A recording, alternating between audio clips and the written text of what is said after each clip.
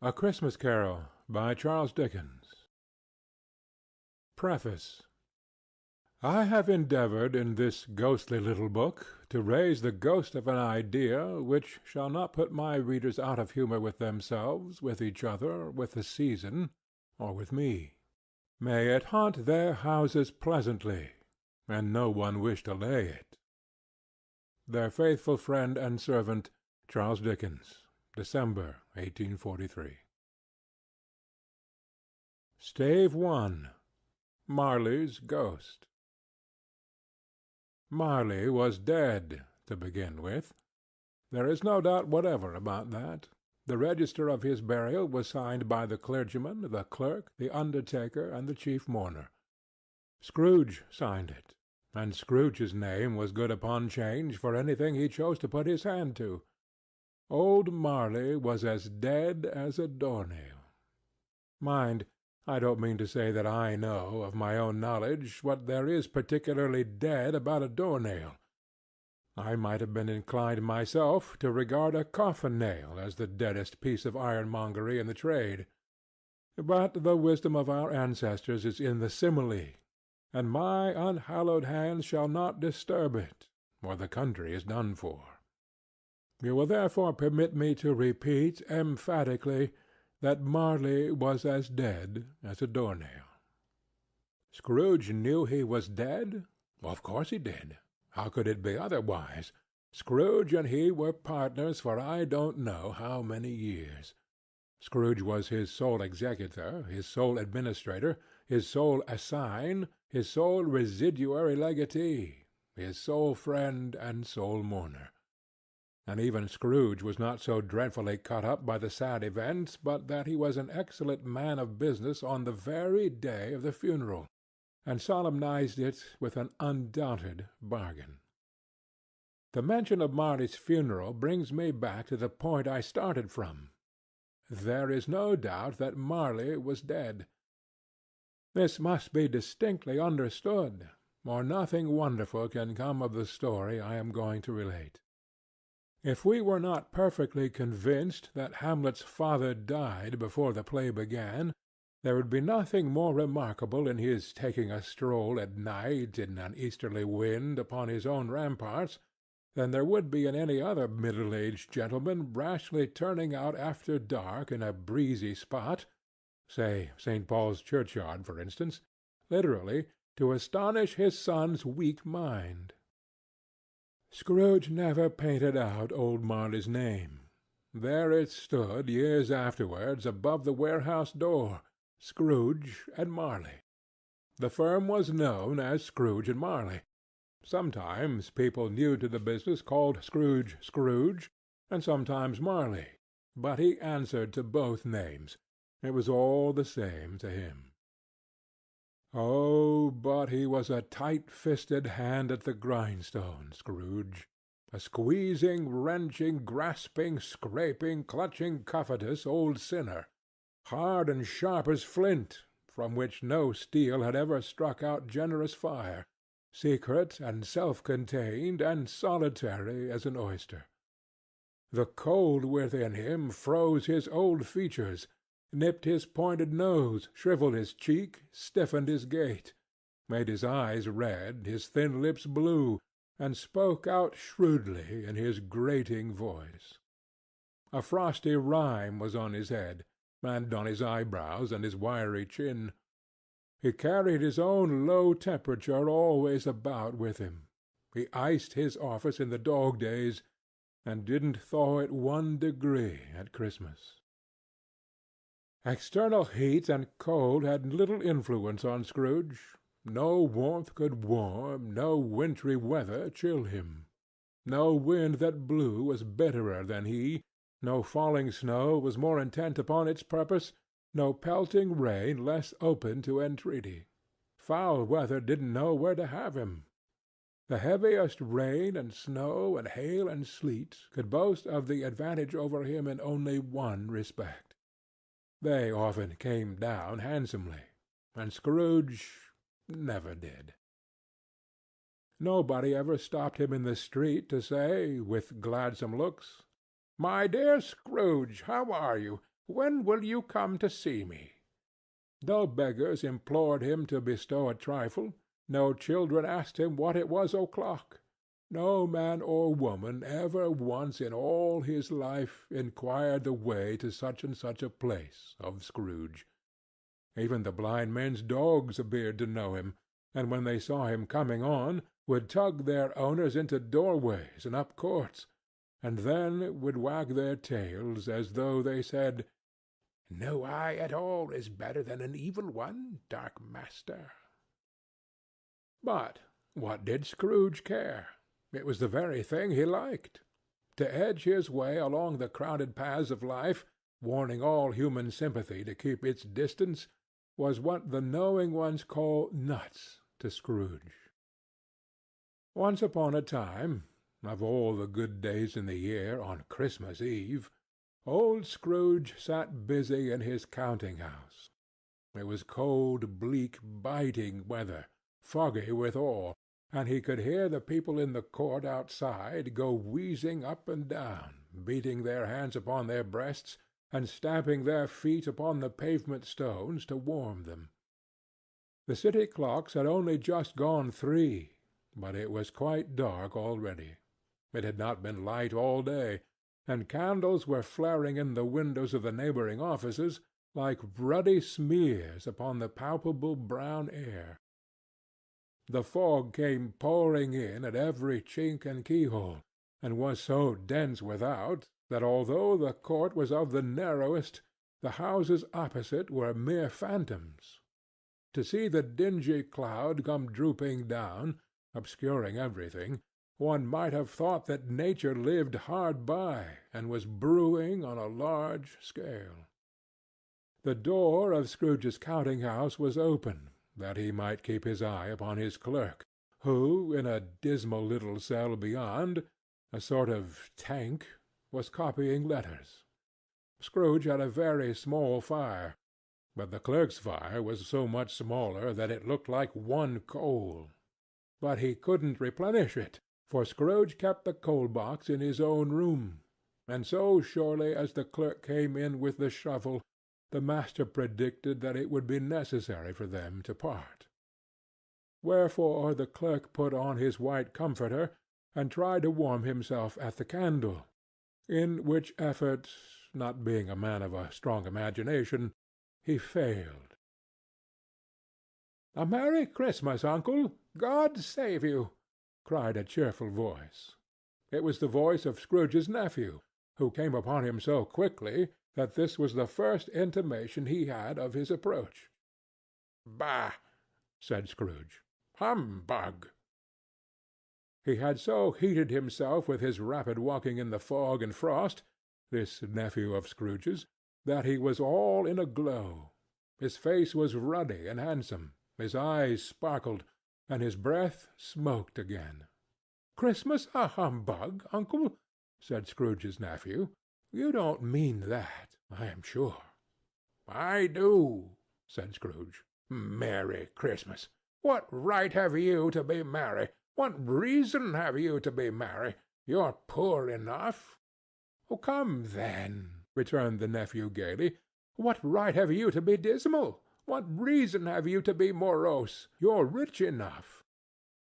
Scrooge, having no better answer ready on the spur of the moment, said, "Bah!" again, and followed it up with "Humbug!"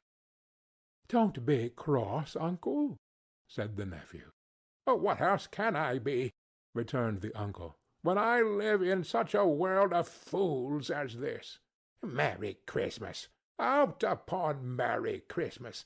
What's Christmas time to you but a time for paying bills without money, a time for finding yourself a year older, but not an hour richer, a time for balancing your books and having every item in 'em through a round dozen of months presented dead against you?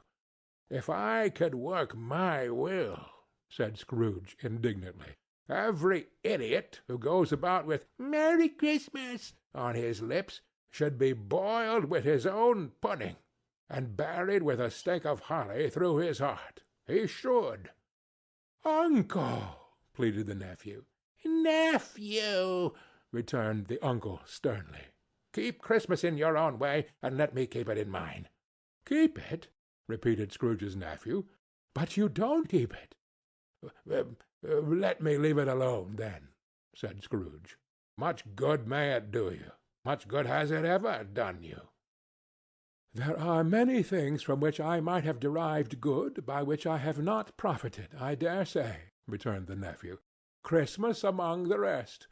But I am sure I have always thought of Christmas time, when it has come round, apart from the veneration due its sacred name and origin, if anything belonging to it can be apart from that, as a good time, a kind, forgiving, charitable, pleasant time, the only time I know of, in the long calendar of the year, when men and women seem by one consent to open their shut-up hearts freely, and to think of people below them as if they really were fellow-passengers to the grave, and not another race of creatures bound on other journeys.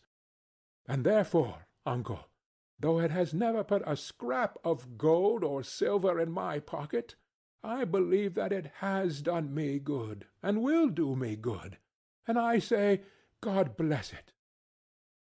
The clerk in the tank involuntarily applauded. Becoming immediately sensible of the impropriety, he poked the fire, and extinguished the last frail spark forever. "Let me hear another sound from you," said Scrooge, "and you'll keep your Christmas by losing your situation. You're quite a powerful speaker, sir," he added, turning to his nephew. "I wonder you don't go into Parliament." "Don't be angry, uncle. Come, dine with us to-morrow." Scrooge said that he would see him. Yes, indeed, he did. He went the whole length of the expression, and said that he would see him in that extremity first. "But why?" cried Scrooge's nephew. "Why?" "Why did you get married?" said Scrooge. "Because I fell in love."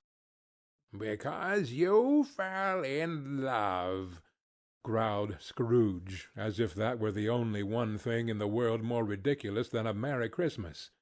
"Good afternoon." "Nay, uncle, but you never came to see me before that happened. Why give it as a reason for not coming now?" "Good afternoon," said Scrooge. "I want nothing from you. I ask nothing of you.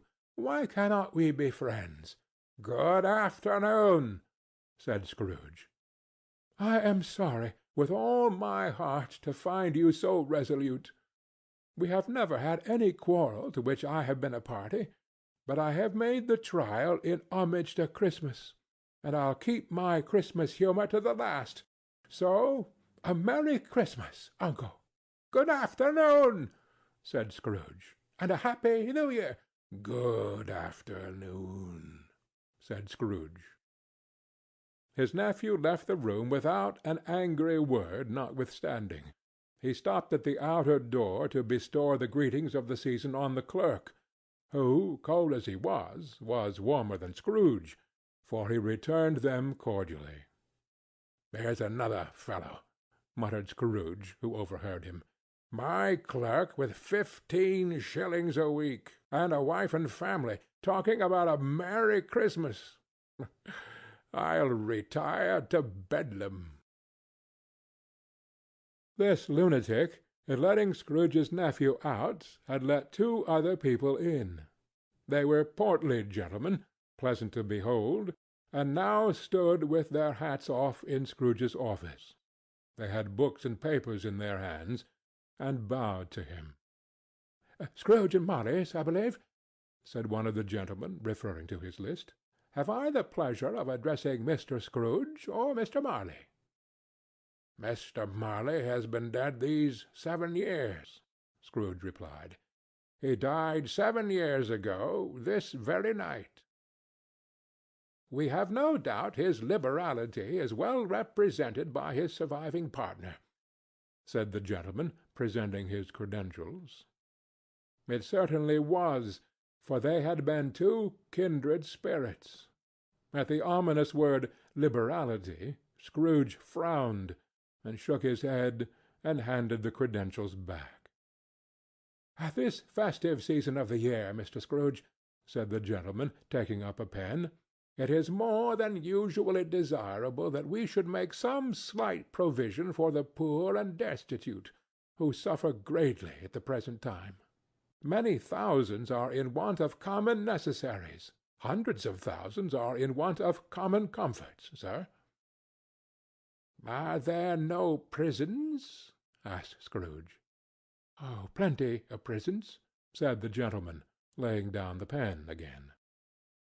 "And the Union workhouses," demanded Scrooge, "are they still in operation?"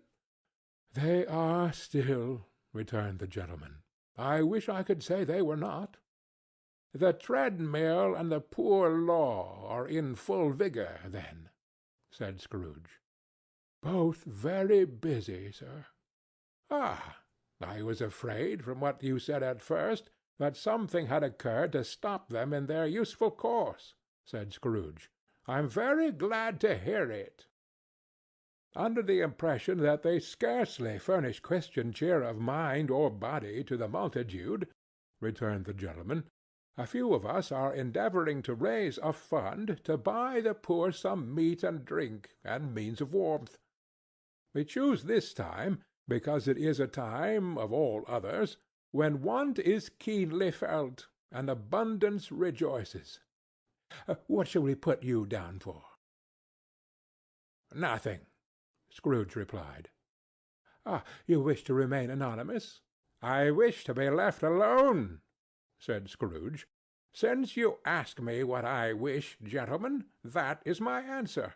I don't make merry myself at Christmas, and I can't afford to make idle people merry. I help to support the establishments I have mentioned. They cost enough, and those who are badly off must go there." "Many can't go there, and many would rather die." "If they would rather die," said Scrooge, "they had better do it, and decrease the surplus population. Besides, excuse me, I don't know that." "But you might know it," observed the gentleman. "It's not my business," Scrooge returned. "It's enough for a man to understand his own business, and not to interfere with other people's. Mine occupies me constantly. Good afternoon, gentlemen." Seeing clearly that it would be useless to pursue their point, the gentlemen withdrew. Scrooge resumed his labours with an improved opinion of himself, and in a more facetious temper than was usual with him. Meanwhile the fog and darkness thickened so that people ran about with flaring links, proffering their services to go before horses in carriages, and conduct them on their way. The ancient tower of a church, whose gruff old bell was always peeping slyly down at Scrooge out of a Gothic window in the wall, became invisible, and struck the hours and quarters in the clouds, with tremulous vibrations afterwards, as if its teeth were chattering in its frozen head up there. The cold became intense. In the main street, at the corner of the court, some labourers were repairing the gas-pipes, and had lighted a great fire in a brazier, round which a party of ragged men and boys were gathered, warming their hands and winking their eyes before the blaze in rapture.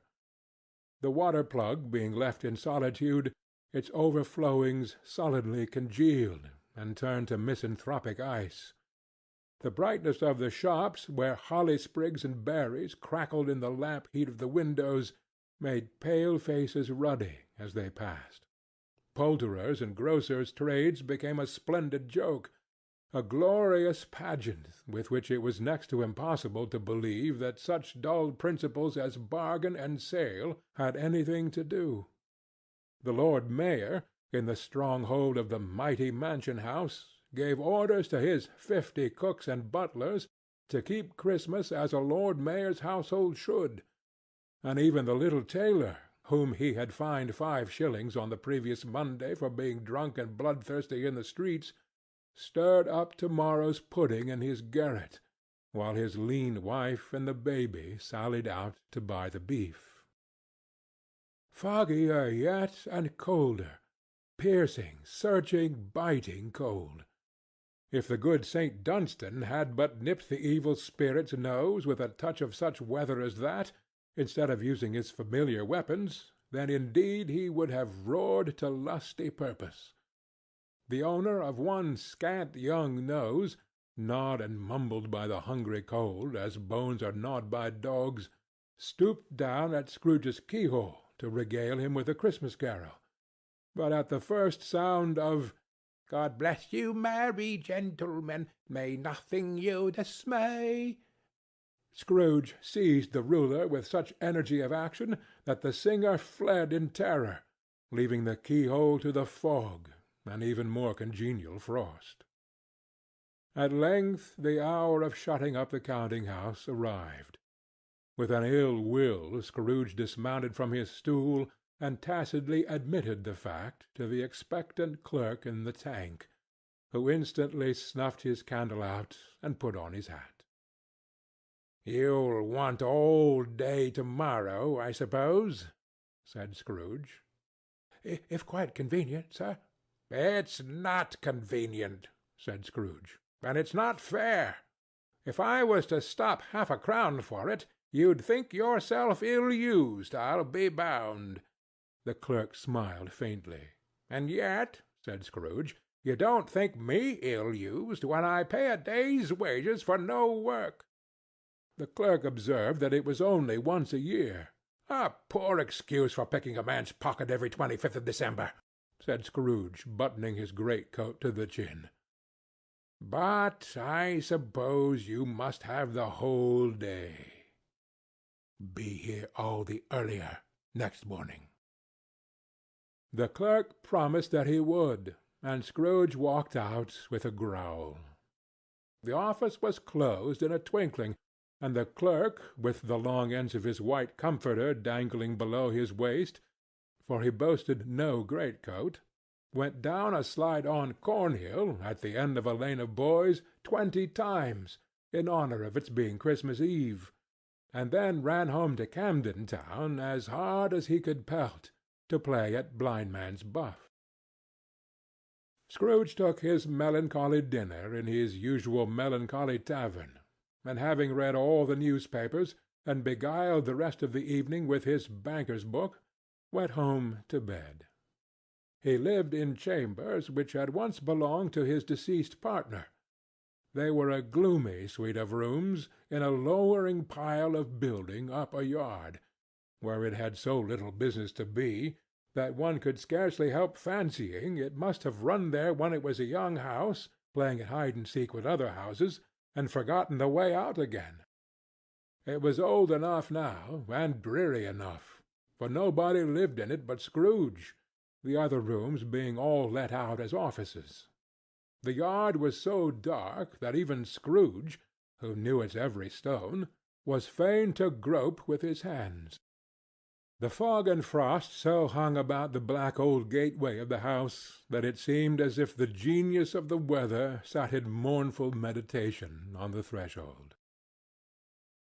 Now it is a fact that there was nothing at all particular about the knocker on the door, except that it was very large. It was also a fact that Scrooge had seen it night and morning during his whole residence in that place. Also that Scrooge had as little of what is called fancy about him as any man in the city of London, even including, which is a bold word, the corporation, aldermen, and livery.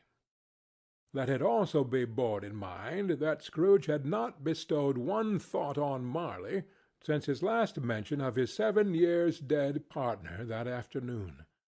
And then let any man explain to me, if he can, how it happened that Scrooge, having his key in the lock of the door, saw in the knocker, without its undergoing any intermediate process of change, not a knocker, but Marley's face. Marley's face, It was not in impenetrable shadow, as the other objects in the yard were, but had a dismal light about it, like a bad lobster in a dark cellar. It was not angry or ferocious, but looked at Scrooge as Marley used to look, with ghostly spectacles turned up on his ghostly forehead. The hair was curiously stirred, as if by breath or hot air, and though the eyes were wide open, they were perfectly motionless. That and its livid colour made it horrible, but its horror seemed to be in spite of the face and beyond its control, rather than a part of its own expression. As Scrooge looked fixedly at this phenomenon, it was a knocker again. To say that he was not startled, or that his blood was not conscious of a terrible sensation to which it had been a stranger from infancy, would be untrue. But he put his hand upon the key he had relinquished, turned it sturdily, walked in, and lighted his candle. He did pause, with a moment's irresolution, before he shut the door, and he did look cautiously behind it first, as if he half expected to be terrified with the sight of Marley's pigtail sticking out into the hall. But there was nothing on the back of the door except the screws and nuts that held the knocker on. So he said, "Pooh, pooh," and closed it with a bang. The sound resounded through the house like thunder. Every room above, and every cask in the wine merchant's cellars below, appeared to have a separate peal of echoes of its own. Scrooge was not a man to be frightened by echoes. He fastened the door and walked across the hall and up the stairs, slowly too, trimming his candle as he went. You may talk vaguely about driving a coach and six up a good old flight of stairs, or through a bad young Act of Parliament, but I mean to say you might have got a hearse up that staircase, and taken it broadwise, with a splinter bar towards the wall and the door towards the balustrades, and done it easy. There was plenty of width for that, and room to spare, which is perhaps the reason why Scrooge thought he saw a locomotive hearse going on before him in the gloom. Half a dozen gas lamps out of the street wouldn't have lighted the entry too well, so you may suppose that it was pretty dark with Scrooge's dip. Up Scrooge went, not caring a button for that. Darkness is cheap, and Scrooge liked it. But before he shut his heavy door, he walked through his rooms to see that all was right. He had just enough recollection of the face to desire to do that. Sitting-room, bedroom, lumber-room, all as they should be. Nobody under the table, nobody under the sofa, a small fire in the grate, spoon and basin ready, and the little saucepan of gruel (Scrooge had a coal in his head) upon the hob. Nobody under the bed, nobody in the closet, nobody in his dressing-gown, which was hanging up in a suspicious attitude against the wall. Lumber-room as usual.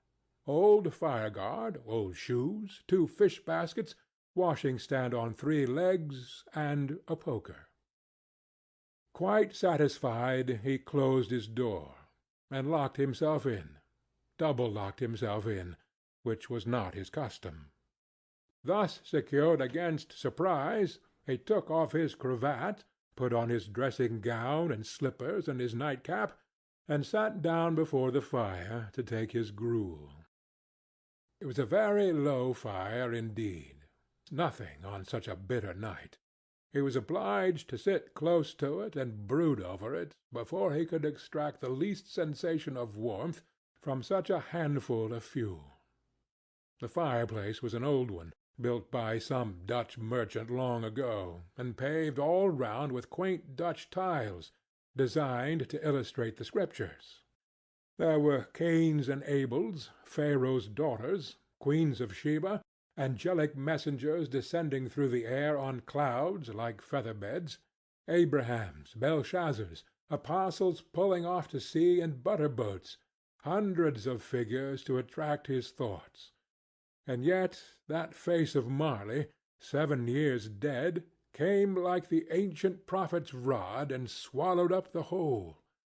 If each smooth tile had been a blank at first, with power to shape some picture on its surface from the disjointed fragments of his thoughts, there would have been a copy of old Marley's head on every one. "Humbug!" said Scrooge, and walked across the room. After several turns he sat down again. As he threw his head back in the chair, his glance happened to rest upon a bell, a disused bell that hung in the room and communicated for some purpose now forgotten with a chamber in the highest story of the building. It was with great astonishment, and with a strange inexplicable dread, that as he looked he saw this bell begin to swing. It swung so softly in the outset that it scarcely made a sound, but soon it rang out loudly, and so did every bell in the house. This might have lasted half a minute or a minute, but it seemed an hour. The bells ceased as they had begun, together. They were succeeded by a clanking noise, deep down below, as if some person were dragging a heavy chain over the casks in the wine merchant's cellar. Scrooge then remembered to have heard that ghosts in haunted houses were described as dragging chains.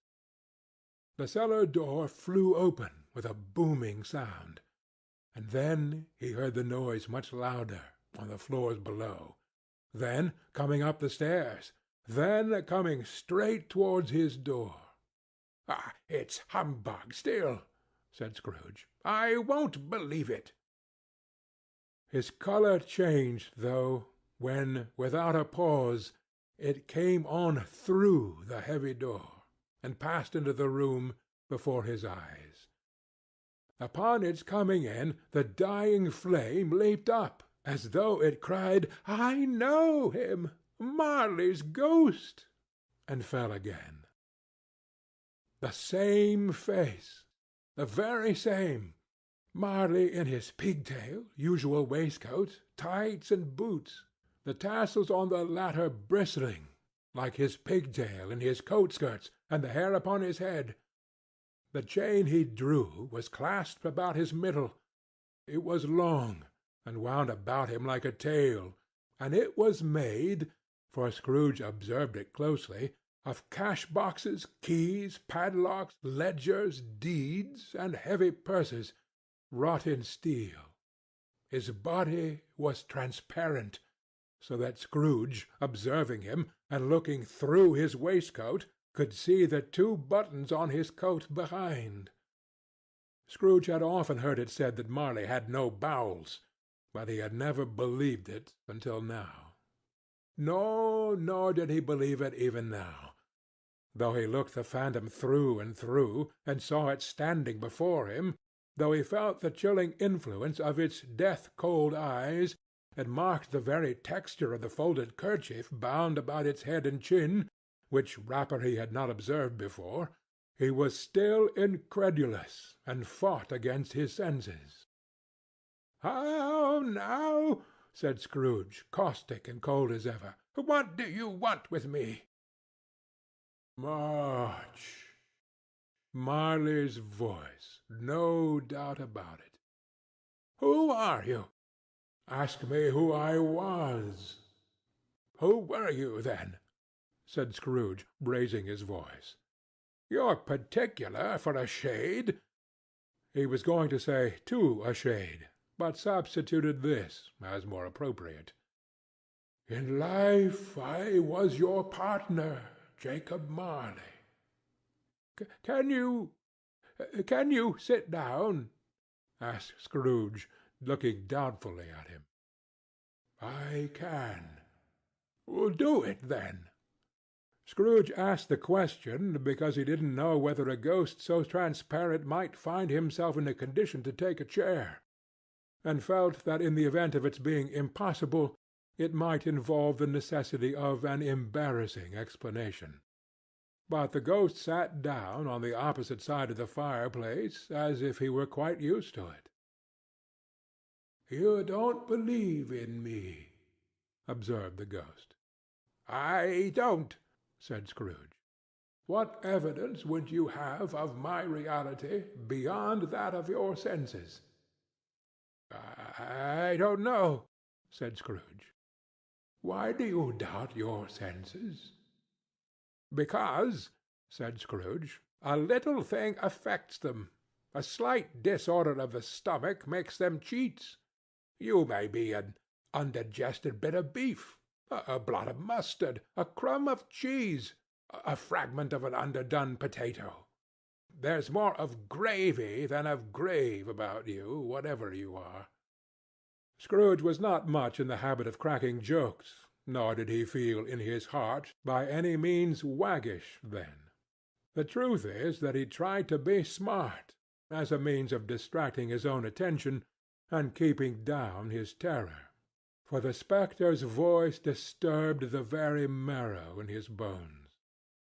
To sit staring at those fixed glazed eyes in silence for a moment would play, Scrooge felt, the very deuce with him. There was something very awful, too, in the spectre's being provided with an infernal atmosphere of its own.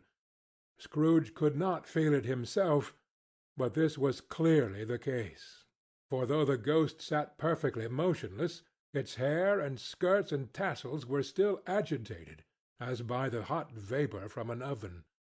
"You see this toothpick?" said Scrooge, returning quickly to the charge for the reason just assigned, and wishing, though it were only for a second, to divert the vision's stony gaze from himself. "I do," replied the ghost. "You are not looking at it," said Scrooge. "But I see it," said the ghost, "notwithstanding." "Well," returned Scrooge, "I have but to swallow this, and be for the rest of my days persecuted by a legion of goblins, all of my own creation. Humbug, I tell you, humbug!" At this the spirit raised a frightful cry, and shook its chain with such a dismal and appalling noise that Scrooge held on tight to his chair to save himself from falling in a swoon. But how much greater was his horror when the phantom, taking off the bandage round its head, as if it were too warm to wear indoors, its lower jaw dropped down upon its breast. Scrooge fell upon his knees, and clasped his hands before his face. "Mercy!" he said. "Dreadful apparition! Why do you trouble me?" "Man of the worldly mind," replied the ghost, "do you believe in me or not?" "I do," said Scrooge. "I must. But why do spirits walk the earth, and why do they come to me?"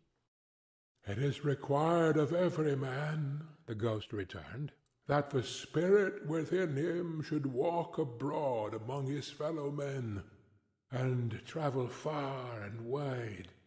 And if that spirit goes not forth in life, it is condemned to do so after death. It is doomed to wander through the world. Woe is me! And witness what it cannot share, but might have shared on earth and turned to happiness." Again the spectre raised a cry, and shook its chain, and wrung its shadowy hands. "You are fettered," said Scrooge, trembling. "Tell me why." "I wear the chain I forged in life," replied the ghost. "I made it, link by link and yard by yard. I girded it on of my own free will, and of my own free will I wore it. Is its pattern strange to you?" Scrooge trembled more and more. "Or would you know," pursued the ghost, "the weight and length of the strong coil you bear yourself? It was full as heavy and long as this 7 Christmas Eves ago. You have labored on it since. It is a ponderous chain." Scrooge glanced about him on the floor, in the expectation of finding himself surrounded by some 50 or 60 fathoms of iron cable, but he could see nothing. "Jacob," he said, imploringly, "old Jacob Marley, tell me more. Speak comfort to me, Jacob." "I have none to give," the ghost replied. "It comes from other regions, Ebenezer Scrooge, and is conveyed by other ministers to other kinds of men. Nor can I tell you what I would. A very little more is permitted to me. I cannot rest, I cannot stay, I cannot linger anywhere. My spirit never walked beyond our counting-house. Mark me. In life my spirit never roved beyond the narrow limits of our money-changing hole, and weary journeys lie before me." It was a habit with Scrooge, whenever he became thoughtful, to put his hands in his breeches pockets. Pondering on what the ghost had said, he did so now, but without lifting up his eyes or getting off his knees. "You must have been very slow about it, Jacob," Scrooge observed, in a business-like manner, though with humility and deference. "Slow?" the ghost repeated. 7 years dead," mused Scrooge, "and travelling all the time." "The whole time," said the ghost. "No rest, no peace, incessant torture of remorse." "You travel fast?" said Scrooge. "On the wings of the wind," replied the ghost. "You might have got over a great quantity of ground in 7 years," said Scrooge. The ghost, on hearing this, set up another cry, and clanked its chain so hideously in the dead silence of the night that the ward would have been justified in indicting it for a nuisance. "Oh, captive, bound, and double-ironed," cried the phantom, "not to know that ages of incessant labor by immortal creatures for this earth must pass into eternity, for the good of which it is susceptible is all developed. Not to know that any Christian spirit working kindly in its little sphere, whatever it may be, will find its mortal life too short for its vast means of usefulness. Not to know that no space of regret can make amends for one life's opportunity misused. Yet such was I.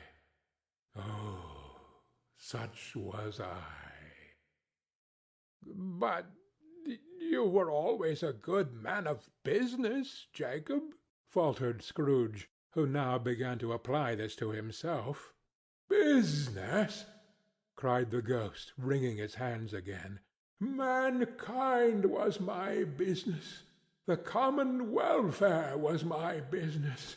Charity, mercy, forbearance, and benevolence were all my business. The dealings of my trade were but a drop of water in the comprehensive ocean of my business." It held up its chain at arm's length, as if that were the cause of all its unavailing grief, and flung it heavily upon the ground again. "At this time of the rolling year," the spectre said, "I suffer most. Why did I walk through the crowds of fellow beings with my eyes turned down, and never raise them to that blessed star which led the wise men to a poor abode? Were there no poor homes to which its light would have conducted me?" Scrooge was very dismayed to hear the spectre go on at this rate, and began to quake exceedingly. "Hear me," cried the ghost. "My time is nearly gone." I will," said Scrooge. "But don't be hard upon me. Don't be flowery, Jacob. Pray, how it is that I appear before you in a shape that you can see, I may not tell. I have sat invisible beside you many and many a day. It was not an agreeable idea. Scrooge shivered, and wiped the perspiration from his brow. That is no light part of my penance, pursued the ghost. I am here to-night to warn you that you have yet a chance and hope of escaping my fate. A chance and hope of my procuring, Ebenezer. You were always a good friend to me, said Scrooge. Thank ye. You will be haunted, resumed the ghost, by 3 spirits. Scrooge's countenance fell, almost as low as the ghost's had done. Is that the chance and hope you mentioned, Jacob? He demanded, in a faltering voice. It is. I think I'd rather not, said Scrooge. Without their visits, said the ghost, you cannot hope to shun the path I tread. Expect the first tomorrow, when the bell tolls 1.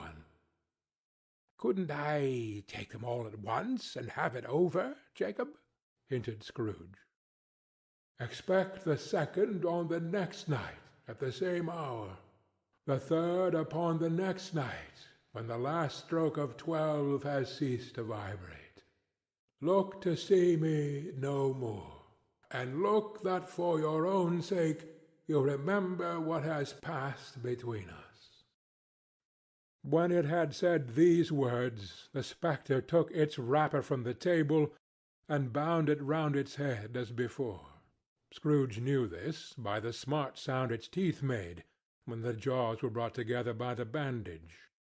He ventured to raise his eyes again, and found his supernatural visitor confronting him in an erect attitude, with its chain wound over and about its arm.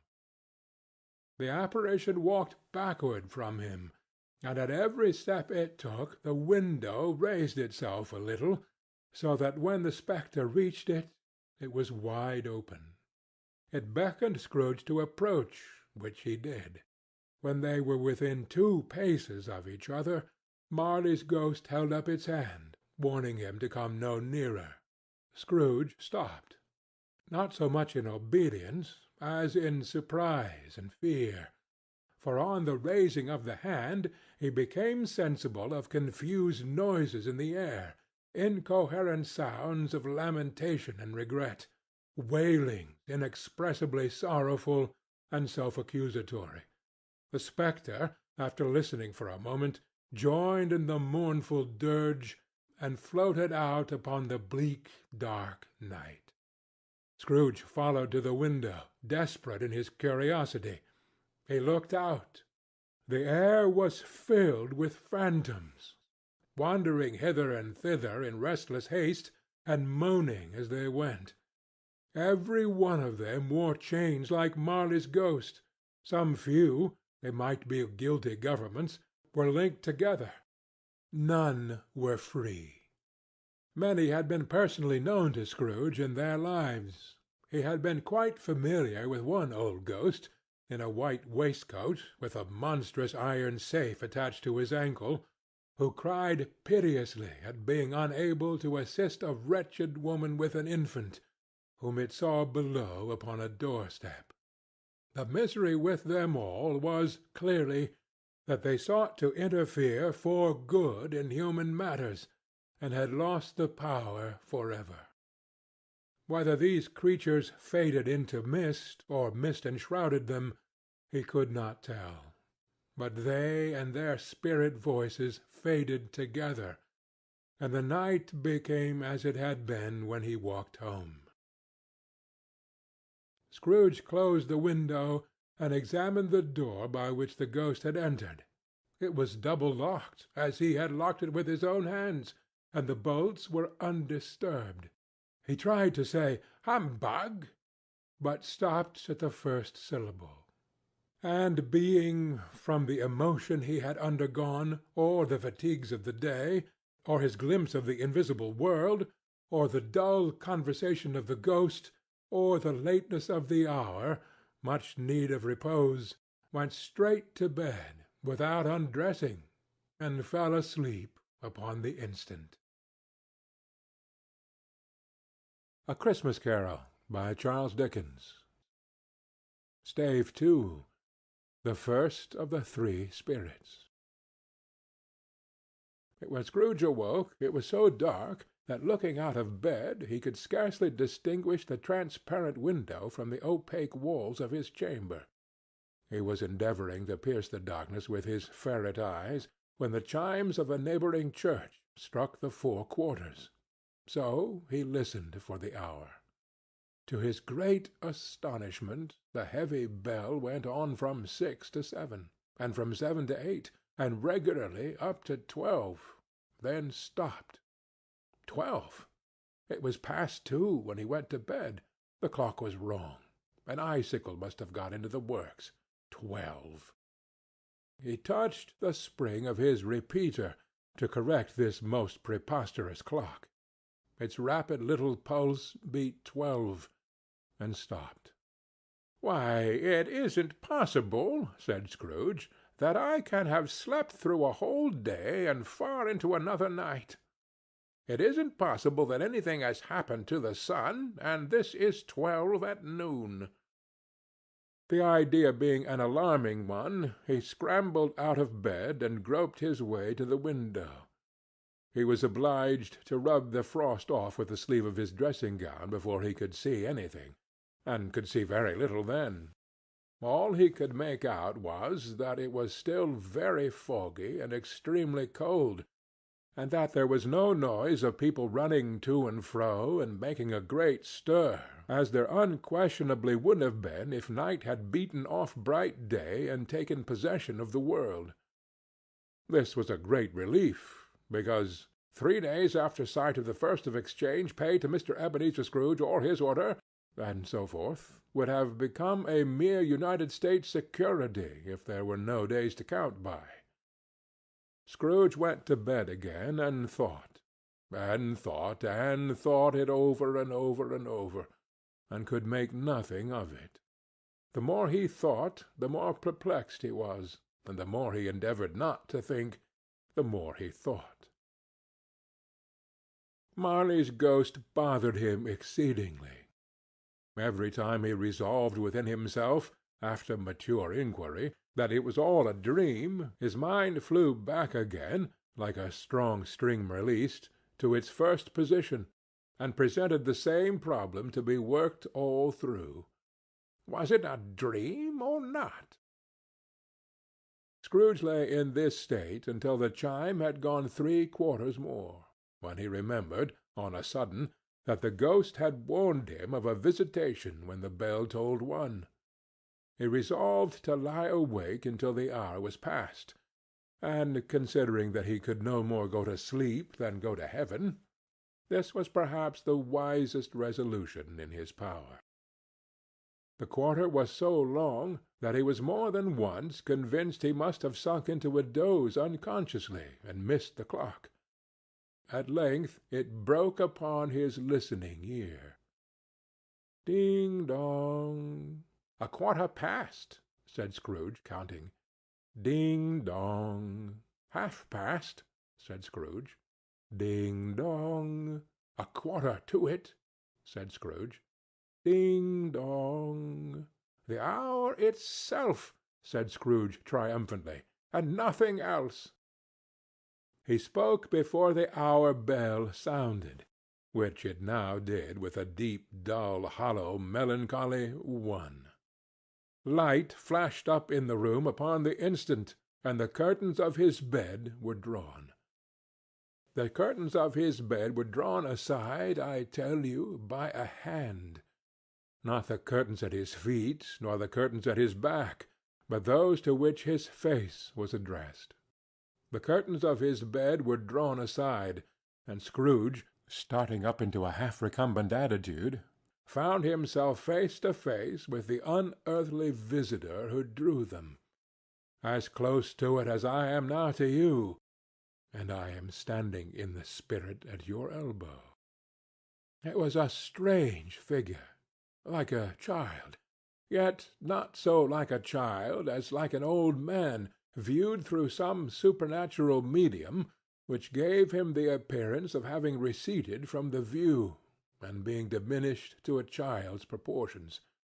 Its hair, which hung about its neck and down its back, was white as if with age, and yet the face had not a wrinkle in it, and the tenderest bloom was on the skin. The arms were very long and muscular, the hands the same, as if its hold were of uncommon strength. Its legs and feet, most delicately formed, were, like those upper members, bare. It wore a tunic of the purest white, and round its waist was bound a lustrous belt, the sheen of which was beautiful. It held a branch of fresh green holly in its hand, and in singular contradiction of that wintry emblem, had its dress trimmed with summer flowers. But the strangest thing about it was, that from the crown of its head there sprang a bright, clear jet of light, by which all this was visible, and which was doubtless the occasion of its using, in its duller moments, a great extinguisher for a cap, which it now held under its arm. Even this, though, when Scrooge looked at it with increasing steadiness, was not its strangest quality, for as its belt sparkled and glittered now in one part and now in another, and what was light one instant another time was dark, so the figure itself fluctuated in its distinctness, being now a thing with one arm, and now with one leg, now with 20 legs, now a pair of legs without a head, now a head without a body, of which dissolving parts no outline would be visible in the dense gloom wherein they melted away. And in the very wonder of this, it would be itself again, distinct and clear as ever. "Are you the spirit, sir, whose coming was foretold to me?" asked Scrooge. "I am." The voice was soft and gentle, singularly low, as if instead of being so close beside him, it were at a distance. "Who and what are you?" Scrooge demanded. "I am the ghost of Christmas past." "Long past?" inquired Scrooge, observant of its dwarfish stature. "No, your past." Perhaps Scrooge could not have told anybody why, if anybody could have asked him, but he had a special desire to see the spirit in his cap, and begged him to be covered. "What!" exclaimed the ghost. "Would you so soon put out with worldly hands the light I give? Is it not enough that you are one of those whose passions made this cap, and force me through whole trains of years to wear it low upon my brow?" Scrooge reverently disclaimed all intention to offend, or any knowledge of having wilfully bonneted the spirit at any period of his life. He then made bold to inquire what business brought him there. "Your welfare," said the ghost. Scrooge expressed himself much obliged, but could not help thinking that a night of unbroken rest would have been more conducive to that end. The spirit must have heard him thinking, for it said immediately, "Your reclamation, then. Take heed." It put out its strong hand as it spoke, and clasped him gently by the arm. "Rise, and walk with me." It would have been in vain for Scrooge to plead that the weather and the hour were not adapted to pedestrian purposes, that bed was warm, and the thermometer a long way below freezing, that he was clad but lightly in his slippers, dressing-gown, and nightcap, and that he had a cold upon him at the time. The grasp, though gentle as a woman's hand, was not to be resisted. He rose, but finding that the spirit made towards the window, clasped his robe in supplication. "I am a mortal," Scrooge remonstrated, "and liable to fall." "Bear but a touch of my hand, there," said the spirit, laying it upon his heart, "and you shall be upheld in more than this." As the words were spoken, they passed through the wall, and stood upon an open country road, with fields on either hand. The city had entirely vanished. Not a vestige of it was to be seen. The darkness and the mist had vanished with it, for it was a clear, cold winter day, with snow upon the ground. "Good heaven!" said Scrooge, clasping his hands together as he looked about him. "I was bred in this place. I was a boy here." The spirit gazed upon him mildly. Its gentle touch, though it had been light and instantaneous, appeared still present to the old man's sense of feeling. He was conscious of 1,000 odors floating in the air, each one connected with 1,000 thoughts and hopes and joys and cares long, long forgotten. "Your lip is trembling," said the ghost. "And what is that upon your cheek?" Scrooge muttered, with an unusual catching in his voice, that it was a pimple, and begged the ghost to lead him where he would. "You recollect the way?" inquired the spirit. "Remember it!" cried Scrooge with fervor. "I could walk it blindfold." "Strange to have forgotten it for so many years," observed the ghost. "Let us go on."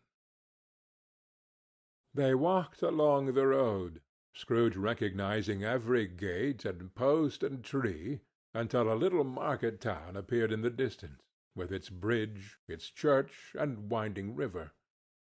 Some shaggy ponies now were seen trotting towards them with boys upon their backs, who called to other boys in country gigs and carts, driven by farmers.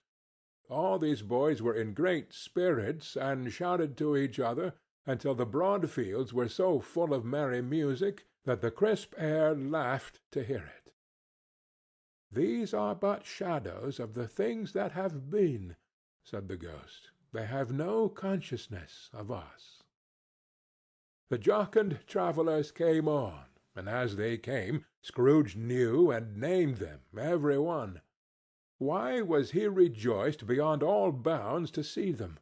Why did his cold eye glisten, and his heart leap up as they went past? Why was he filled with gladness when he heard them give each other Merry Christmas, as they parted at crossroads and byways for their several homes?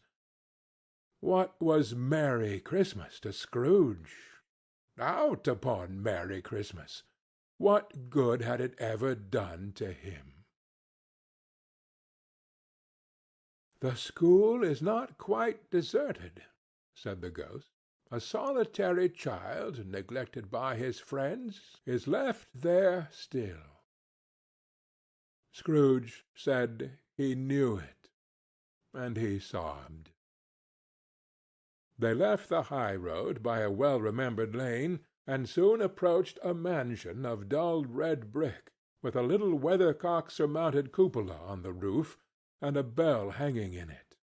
It was a large house, but one of broken fortunes, for the spacious offices were little used, their walls were damp and mossy, their windows broken, and their gates decayed. Fowls clucked and strutted in the stables, and the coach-houses and sheds were overrun with grass. Nor was it more retentive of its ancient state within, for entering the dreary hall and glancing through the open doors of many rooms, they found them poorly furnished, cold, and vast. There was an earthly savour in the air, a chilly bareness in the place, which associated itself somehow with too much getting up by candlelight, and not too much to eat. They went, the ghost and Scrooge, across the hall to a door at the back of the house. It opened before them, and disclosed a long, bare, melancholy room, made barer still by lines of plain deal forms and desks. At one of these a lonely boy was reading near a feeble fire, and Scrooge sat down upon a form and wept to see his poor forgotten self as he used to be. Not a latent echo in the house, not a squeak and scuffle from the mice behind the panelling, not a drip from the half-thawed waterspout in the dull yard behind, not a sigh among the leafless boughs of one despondent poplar, not of the idle swinging of an empty storehouse door, no, not a clicking in the fire, but fell upon the heart of Scrooge with a softening influence, gave it a freer passage to his tears.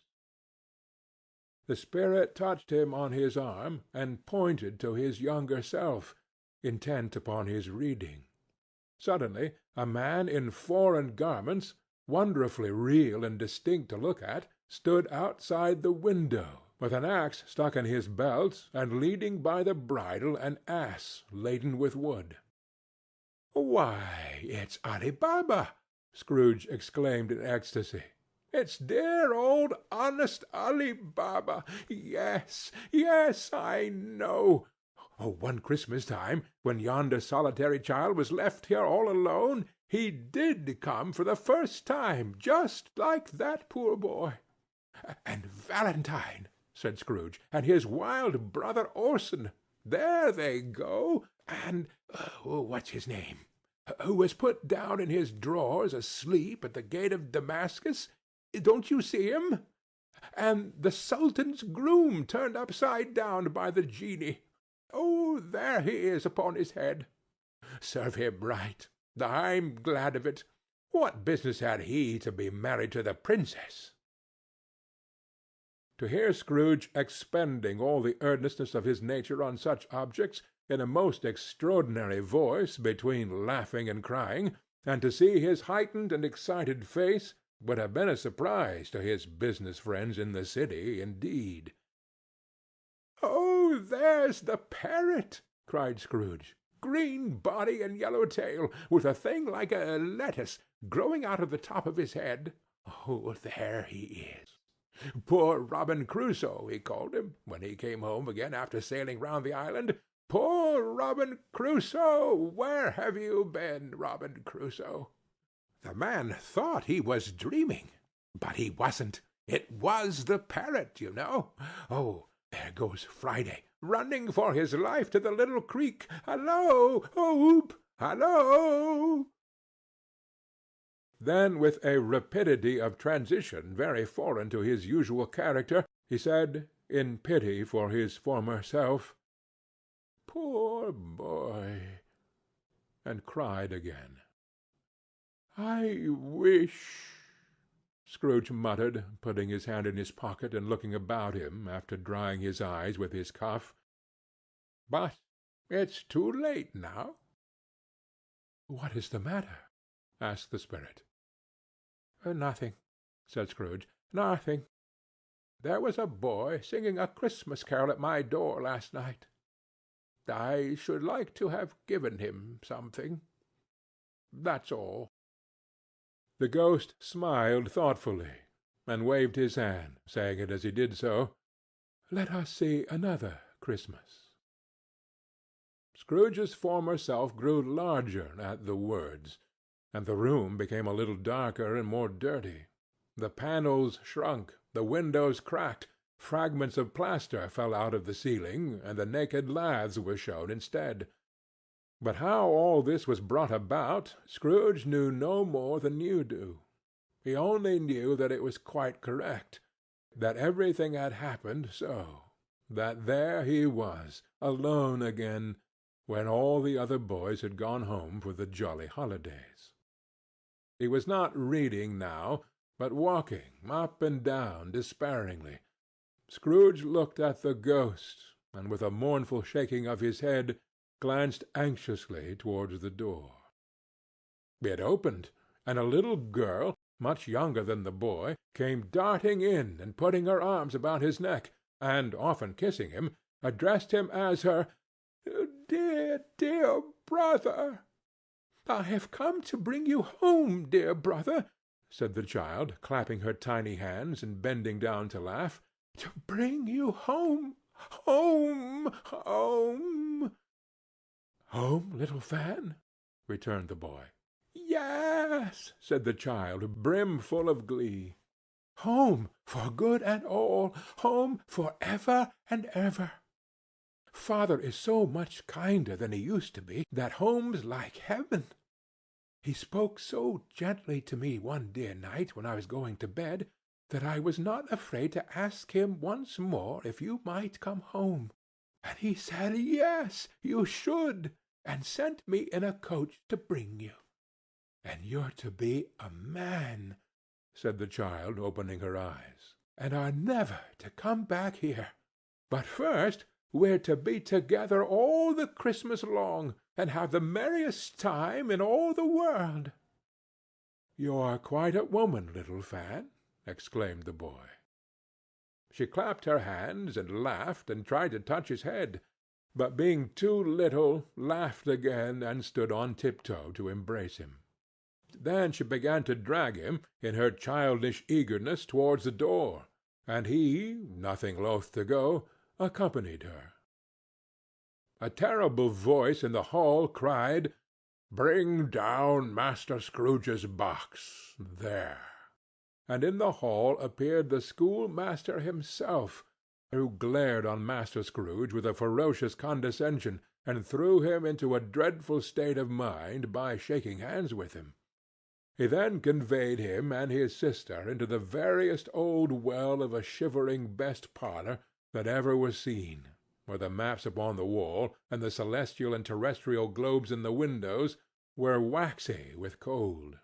Here he produced a decanter of curiously light wine, and a block of curiously heavy cake, and administered instalments of these dainties to the young people, at the same time sending out a meagre servant to offer a glass of something to the postboy, who answered that he thanked the gentleman, but if it was the same tap as he had tasted before, he would rather not.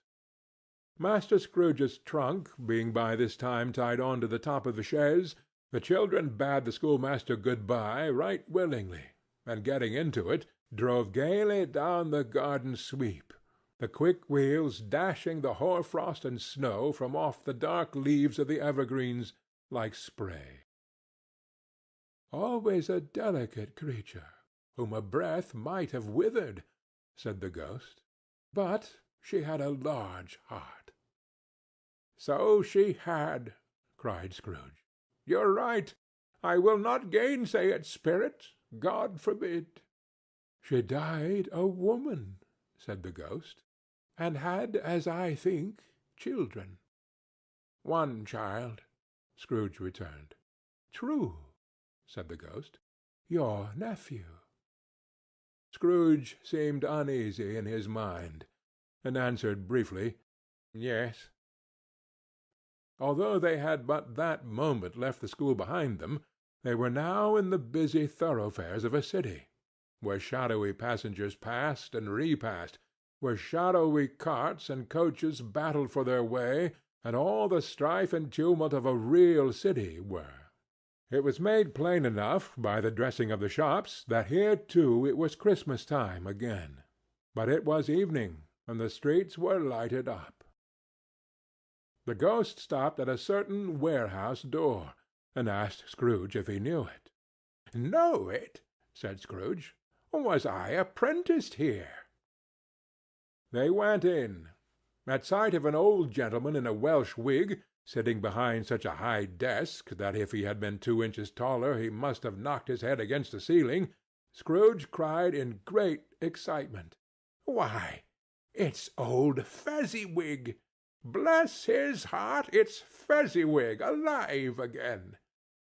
Old Fezziwig laid down his pen and looked up at the clock, which pointed to the hour of 7.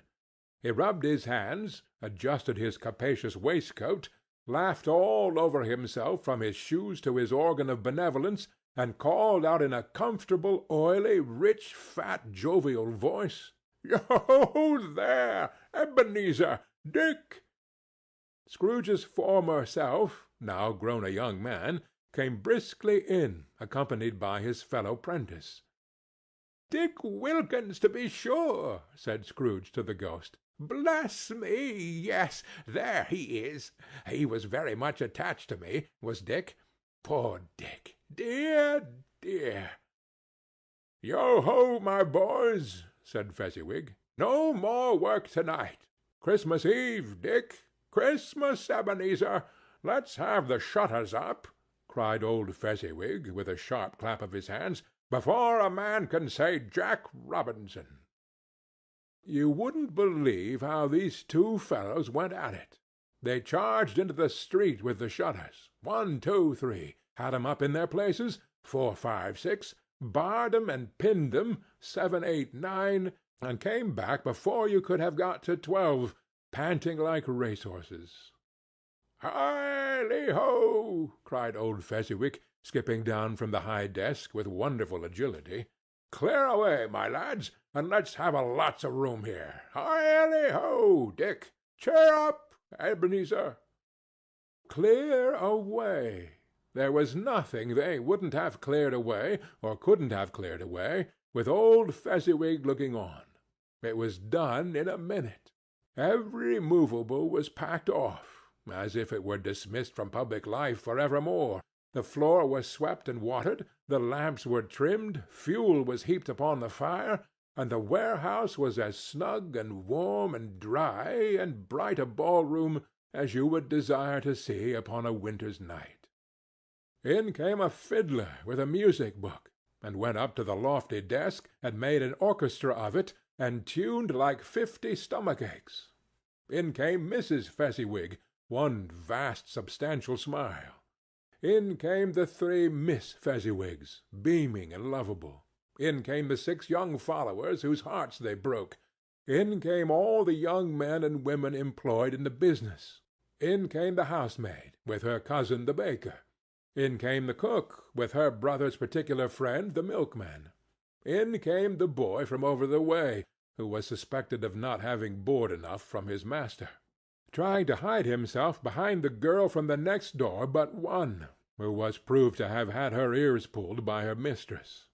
In they all came, one after another, some shyly, some boldly, some gracefully, some awkwardly, some pushing, some pulling.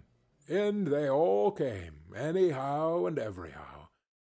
Away they all went, 20 couple at once, hands half round and back again the other way, down the middle and up again, round and round in various stages of affectionate grouping, old top couple always turning up in the wrong place, new top couple starting off again as soon as they got there, all top couples at last, and not a bottom one to help them. When this result was brought about, old Fezziwig, clapping his hands to stop the dance, cried out, "Well done!" and the fiddler plunged his hot face into a pot of porter, especially provided for that purpose. But scorning rest, upon his reappearance he instantly began again, though there were no dancers yet, as if the other fiddler had been carried home, exhausted, on a shutter, and he were a brand-new man resolved to beat him out of sight or perish. There were more dances, and there were forfeits, and more dances, and there was cake, and there was negus, and there was a great piece of cold roast, and there was a great piece of cold boiled, and there were minced pies, and plenty of beer. But the great effect of the evening came after the roast and boiled, when the fiddler, an artful dog mind, the sort of man who knew his business better than you or I could have told it him, struck up Sir Roger de Coverley. Then old Fezziwig stood out to dance with Mrs. Fezziwig, top couple too, with a good stiff piece of work cut out for them, 3 or 4 or 20 pair of partners, people who would dance, and had no notion of walking. But if they had been twice as many, 4 times, old Fezziwig would have been a match for them, and so would Mrs. Fezziwig. As to her, she was worthy to be his partner in every sense of the term. If that's not high praise, tell me higher, and I'll use it. A positive light appeared to issue from Fezziwig's calves. They shone in every part of the dance like moons. You couldn't have predicted, at any given time, what would have become of them next. And when old Fezziwig and Mrs. Fezziwig had gone all through the dance, advance and retire, both hands to your partner, bow and curtsy, corkscrew, thread the needle, and back again to your place, Fezziwig cut so deftly that he appeared to wink with his legs, and came upon his feet again without a stagger. When the clock struck 11, the domestic ball broke up. Mr. and Mrs. Fezziwig took their stations, one on either side of the door, and shaking hands with every person individually as he or she went out, wished him or her a Merry Christmas. When everybody had retired but the two prentices, they did the same to them, and thus the cheerful voices died away, and the lads were left to their beds, which were under a counter in the back shop. During the whole of this time Scrooge had acted like a man out of his wits. His heart and soul were in the scene, and with his former self. He corroborated everything, remembered everything, enjoyed everything, and underwent the strangest agitation. It was not until now, when the bright faces of his former self and Dick were turned from them, that he remembered the ghost, and became conscious that it was looking full upon him, while the light upon its head burnt very clear. "A small matter," said the ghost, "to make these silly folks so full of gratitude." "Small!" echoed Scrooge. The spirit signed to him to listen to the two apprentices, who were pouring out their hearts in praise of Fezziwig, and when he had done so, said, "Why, is it not? He has spent but a few pounds of your mortal money. 3 or 4, perhaps. Is that so much that he deserves this praise?" "But isn't that," said Scrooge, heated by the remark, and speaking unconsciously like his former, not his latter, self, "and isn't that, spirit, he has the power to render us happy or unhappy, to make our service light or burdensome, a pleasure or a toil? Say that his power lies in words and looks, in things so slight and insignificant that it is impossible to add and count 'em up. What then? The happiness he gives is quite as great as if it cost a fortune." He felt the spirit's glance, and stopped. "What is the matter?" asked the ghost. "Nothing particular," said Scrooge. "Something, I think," the ghost insisted. "No," said Scrooge.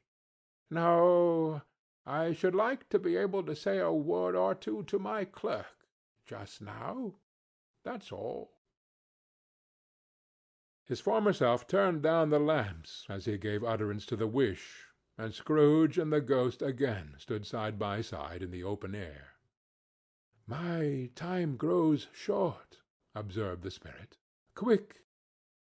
This was not addressed to Scrooge, or to any one he could see, but it produced an immediate effect. For again Scrooge saw himself. He was older now, a man in the prime of life.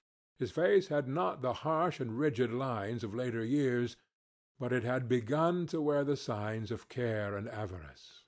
There was an eager, greedy, restless motion in the eye, which showed the passion that had taken root, and where the shadow of the growing tree would fall.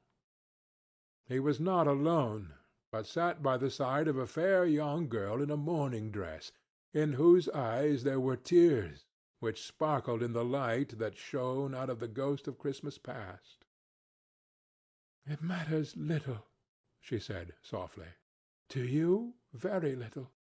Another idol has displaced me, and if it can cheer and comfort you in time to come, as I would have tried to do, I have no just cause to grieve."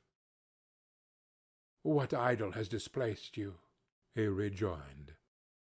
"A golden one."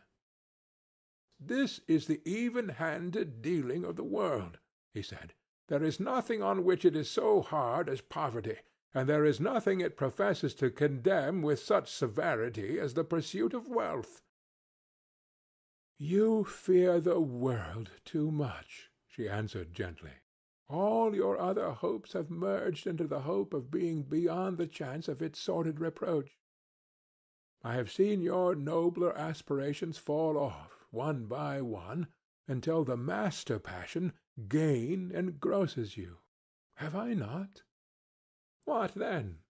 he retorted. "Even if I have grown so much wiser, what then? I am not changed towards you." She shook her head. "Am I?" "Our contract is an old one.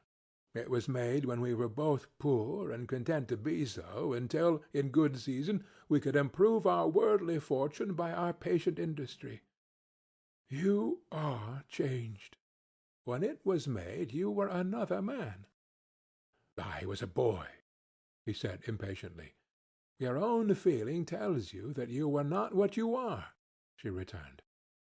"I am. That which promised happiness when we were one in heart is fraught with misery now that we are two. How often and how keenly I have thought of this, I will not say. It is enough that I have thought of it, and can release you." "Have I ever sought release?" "In words, no, never." "In what, then?" "In a changed nature, in an altered spirit, in another atmosphere of life, another hope as its great end, in everything that made my love of any worth or value in your sight." "If this had never been between us," said the girl, looking mildly, but with steadiness, upon him, "tell me, would you seek me out and try to win me now?" "Ah, no." He seemed to yield to the justice of this supposition, in spite of himself. But he said, with a struggle, "You think not?" "I would gladly think otherwise, if I could," she answered. "Heaven knows, when I have learned a truth like this, I know how strong and irresistible it must be. But if you were free today, tomorrow, yesterday, can even I believe that you would choose a dowerless girl, you who, in your very confidence with her, weighing everything by gain, or choosing her, if for a moment you were false enough to your own guiding principle to do so, do I not know that your repentance and regret would surely follow? I do. And I release you, with a full heart, for the love of him you once were." He was about to speak, but with her head turned from him, she resumed. "You may—the memory of what is past half makes me hope you will—have pain in this. A very, very brief time, and you will dismiss the recollection of it gladly as an unprofitable dream from which it happened well that you awoke. May you be happy in the life you have chosen." She left him, and they parted. "Spirit," said Scrooge, "show me no more. Conduct me home. Why do you delight to torture me?" "One shadow more," exclaimed the ghost. "No more," cried Scrooge. "No more. I don't wish to see it. Show me no more." But the relentless ghost pinioned him in both his arms, and forced him to observe what happened next. They were in another scene and place, a room, not very large or handsome, but full of comfort. Near to the winter fire sat a beautiful young girl, so like that last that Scrooge believed it was the same, until he saw her, now a comely matron, sitting opposite her daughter. The noise in this room was perfectly tumultuous, for there were more children there than Scrooge in his agitative state of mind could count, and unlike the celebrated herd in the poem, there were not 40 children conducting themselves like one, but every child was conducting itself like 40. The consequences were uproarious beyond belief. but no one seemed to care. On the contrary, the mother and daughter laughed heartily, and enjoyed it very much, and the latter, soon beginning to mingle in the sports, got pillaged by the young brigands most ruthlessly. What would I not have given to be one of them? Though I never could have been so rude. No, no. I wouldn't for the wealth of all the world have crushed that braided hair and torn it down, and for the precious little shoe I wouldn't have plucked it off, God bless my soul, to save my life. As to measuring her waist in sport, as they did, bold young brood, I couldn't have done it. I should have expected my arm to have grown round it for a punishment, and never come straight again. And yet I should have dearly liked, I own, to have touched her lips, to have questioned her, that she might have opened them, to have looked upon the lashes of my downcast eyes, and never raised a blush, to have let loose waves of hair, an inch of which would be a keepsake beyond price. In short, I should have liked, I do confess, to have had the lightest license of a child, and yet to have been man enough to know its value. But now a knocking at the door was heard, and such a rush immediately ensued that with laughing face and plundered dress was borne towards it the centre of a flushed and boisterous group, just in time to greet the father, who came home attended by a man laden with Christmas toys and presents. Then the shouting and the struggling, and the onslaught that was made on the defenceless porter, the scaling him with chairs for ladders to dive into his pockets, despoil him of brown paper parcels, hold on tight by his cravat, hug him round his neck, pommel his back, and kick his legs in irrepressible affection.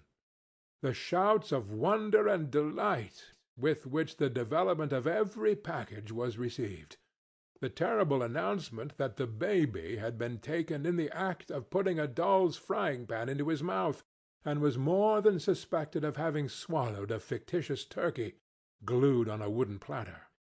The immense relief of finding this a false alarm. The joy and gratitude and ecstasy, they are all indescribable alike. It is enough that by degrees the children and their emotions got out of the parlor, and by one stair at a time, up to the top of the house, where they went to bed and so subsided. And now Scrooge looked on more attentively than ever, when the master of the house, having his daughter leaning fondly on him, sat down with her and her mother at his own fireside. And when he thought that such another creature, quite as graceful and as full of promise, might have called him father, and been a springtime in the haggard winter of his life, his sight grew very dim indeed. "Belle," said the husband, turning to his wife with a smile, "I saw an old friend of yours this afternoon." "Who was it?" "Guess." "Well, how can I? I don't know," she added in the same breath, laughing as he laughed. "Mr. Scrooge." "Mr. Scrooge it was. I passed his office window, and as it was not shut up, and he had a candle inside, I could scarcely help seeing him. His partner lies upon the point of death, I hear, and there he sat alone, quite alone in the world, I do believe." "Spirit," said Scrooge in a broken voice, "remove me from this place." "I told you these were shadows of the things that have been," said the ghost. "That they are what they are, do not blame me." "Remove me!" Scrooge exclaimed. "I cannot bear it." He turned upon the ghost, and seeing that it looked upon him with a face in which in some strange way there were fragments of all the faces it had shown him, wrestled with it. "Leave me! Take me back! Haunt me no longer!" In the struggle, if that can be called a struggle, in which the ghost, with no visible resistance on its own part, was undisturbed by any effort of its adversary, Scrooge observed that its light was burning high and bright, and dimly connecting that with its influence over him, he seized the extinguisher cap, and by a sudden action pressed it down upon its head.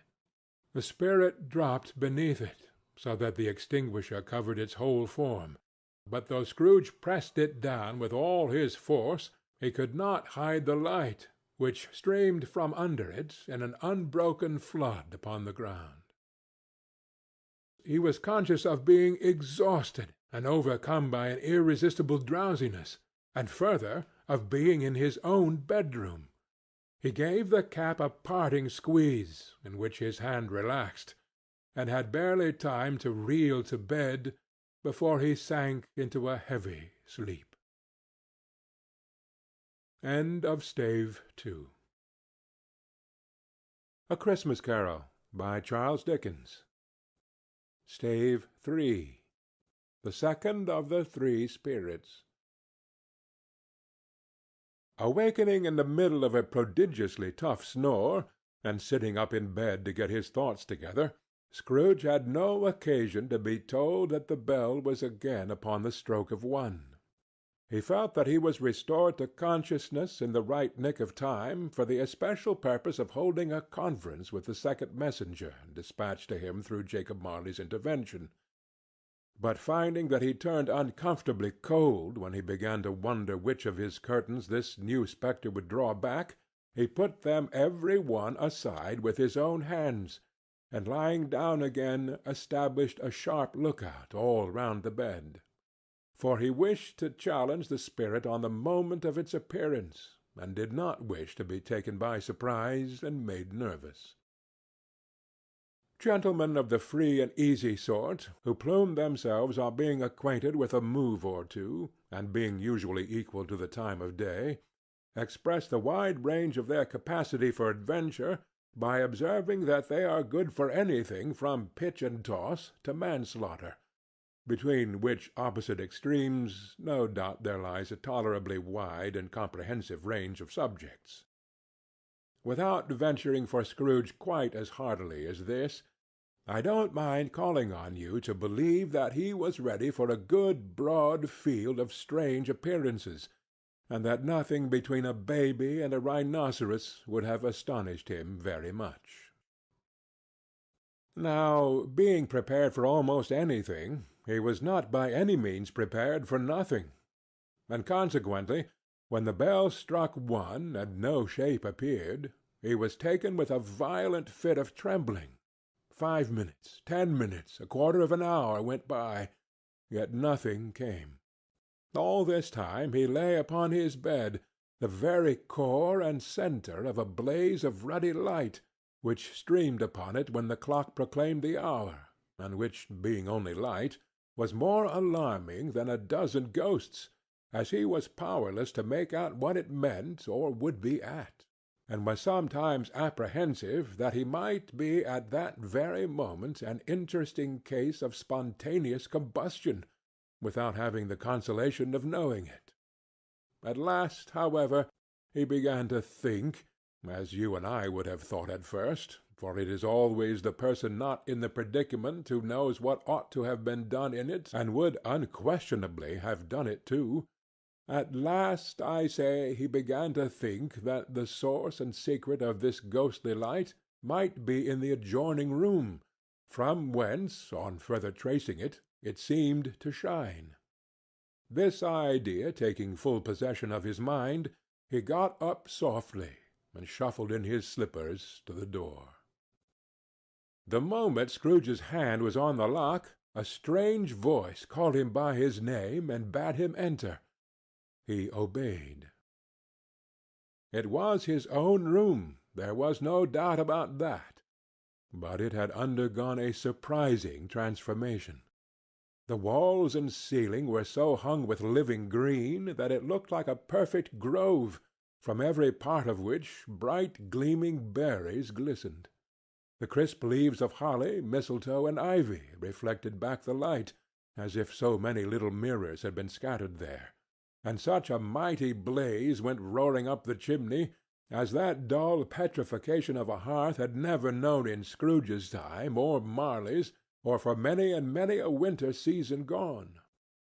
heaped up on the floor to form a kind of throne, were turkeys, geese, game, poultry, brawn, great joints of meat, sucking pigs, long wreaths of sausages, mince pies, plum puddings, barrels of oysters, red-hot chestnuts, cherry-cheeked apples, juicy oranges, luscious pears, immense twelfth cakes, and seething bowls of punch that made the chamber dim with their delicious steam. In easy state upon this couch there sat a jolly giant, glorious to see, who bore a glowing torch, in shape not unlike Plenty's horn, and held it up, high up, to shed its light on Scrooge, as he came peeping round the door. "Come in!" exclaimed the ghost. "Come in, and know me better, man." Scrooge entered timidly, and hung his head before this spirit. He was not the dogged Scrooge he had been, and though the spirit's eyes were clear and kind, he did not like to meet them. "I am the ghost of Christmas Present," said the spirit. "Look upon me." Scrooge reverently did so. It was clothed in one simple green robe, or mantle, bordered with white fur. This garment hung so loosely on the figure that its capacious breast was bare, as if disdaining to be warded or concealed by any artifice.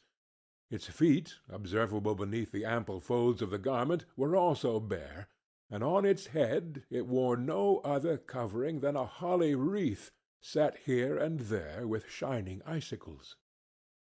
Its dark brown curls were long and free as its genial face, its sparkling eye, its open hand, its cheery voice, its unconstrained demeanor, and its joyful air. Girded round its middle was an antique scabbard, but no sword was in it, and the ancient sheath was eaten up with rust. "You have never seen the like of me before," exclaimed the spirit. "Never," Scrooge made answer to it. "Have never walked forth with the younger members of my family?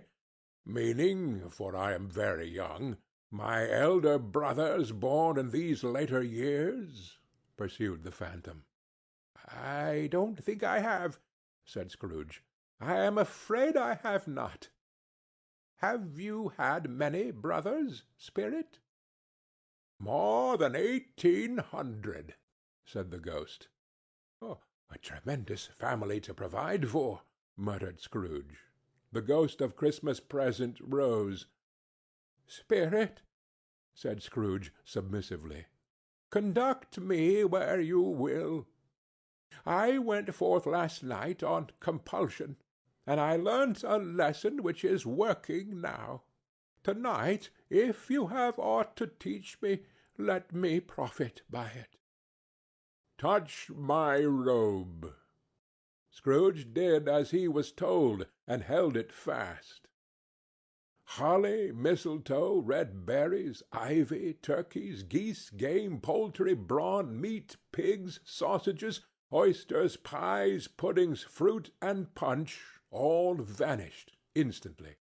So did the room, the fire, the ruddy glow, the hour of night, and they stood in the city streets on Christmas morning, where, for the weather was severe, the people made a rough but brisk and not unpleasant kind of music in scraping the snow from the pavement in front of their dwellings, and from the tops of their houses, whence it was mad delight to the boys to see it come plumping down into the road below, and splitting into artificial little snowstorms.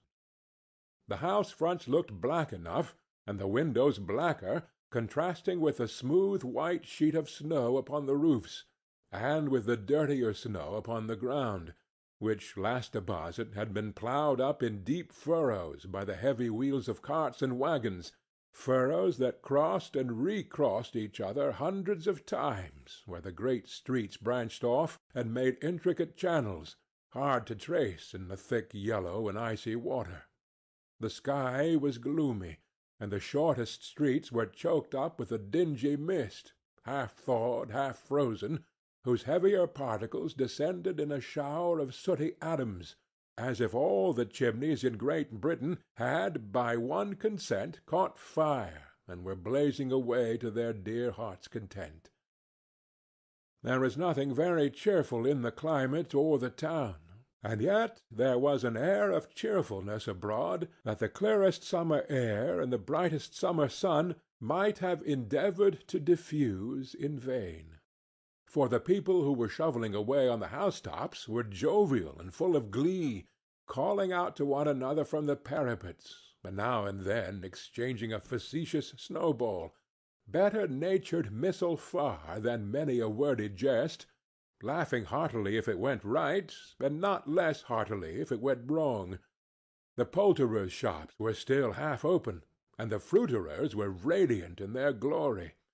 There were great, round, pot-bellied baskets of chestnuts, shaped like the waistcoats of jolly old gentlemen, lolling at the doors and tumbling out into the street in their apoplectic opulence. There were ruddy, brown-faced, broad-girthed Spanish onions, shining in the fatness of their growth like Spanish friars, and winking from their shelves in wanton slyness at the girls as they went by and glanced demurely at the hung-up mistletoe. There were pears and apples clustered high in blooming pyramids.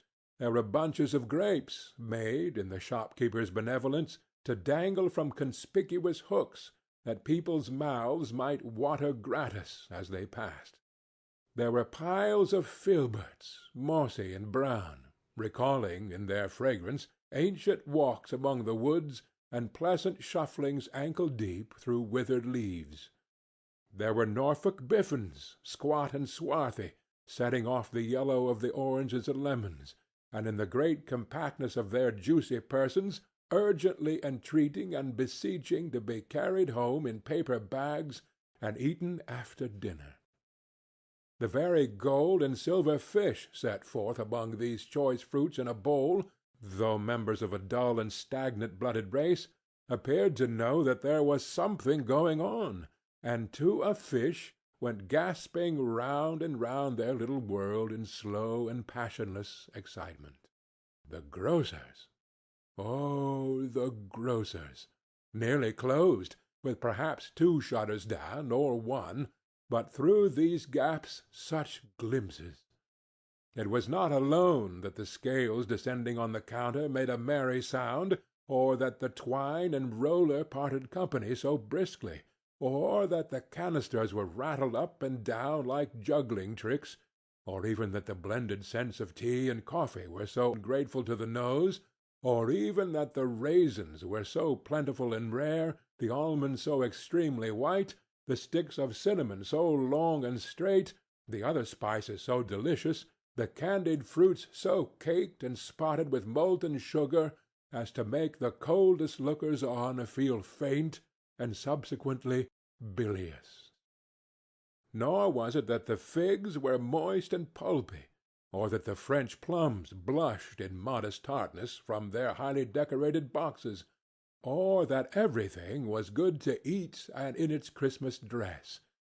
But the customers were all so hurried and so eager in their hopeful promise of the day that they tumbled up against each other at the door, crashing their wicker baskets wildly, and left their purchases upon the counter, and came running back to fetch them, and committed hundreds of like mistakes in the best humor possible, while the grocer and his people were so frank and fresh that the polished hearts with which they fastened their aprons behind might have been their own, worn outside for general inspection, and for Christmas daws to peck at, if they chose.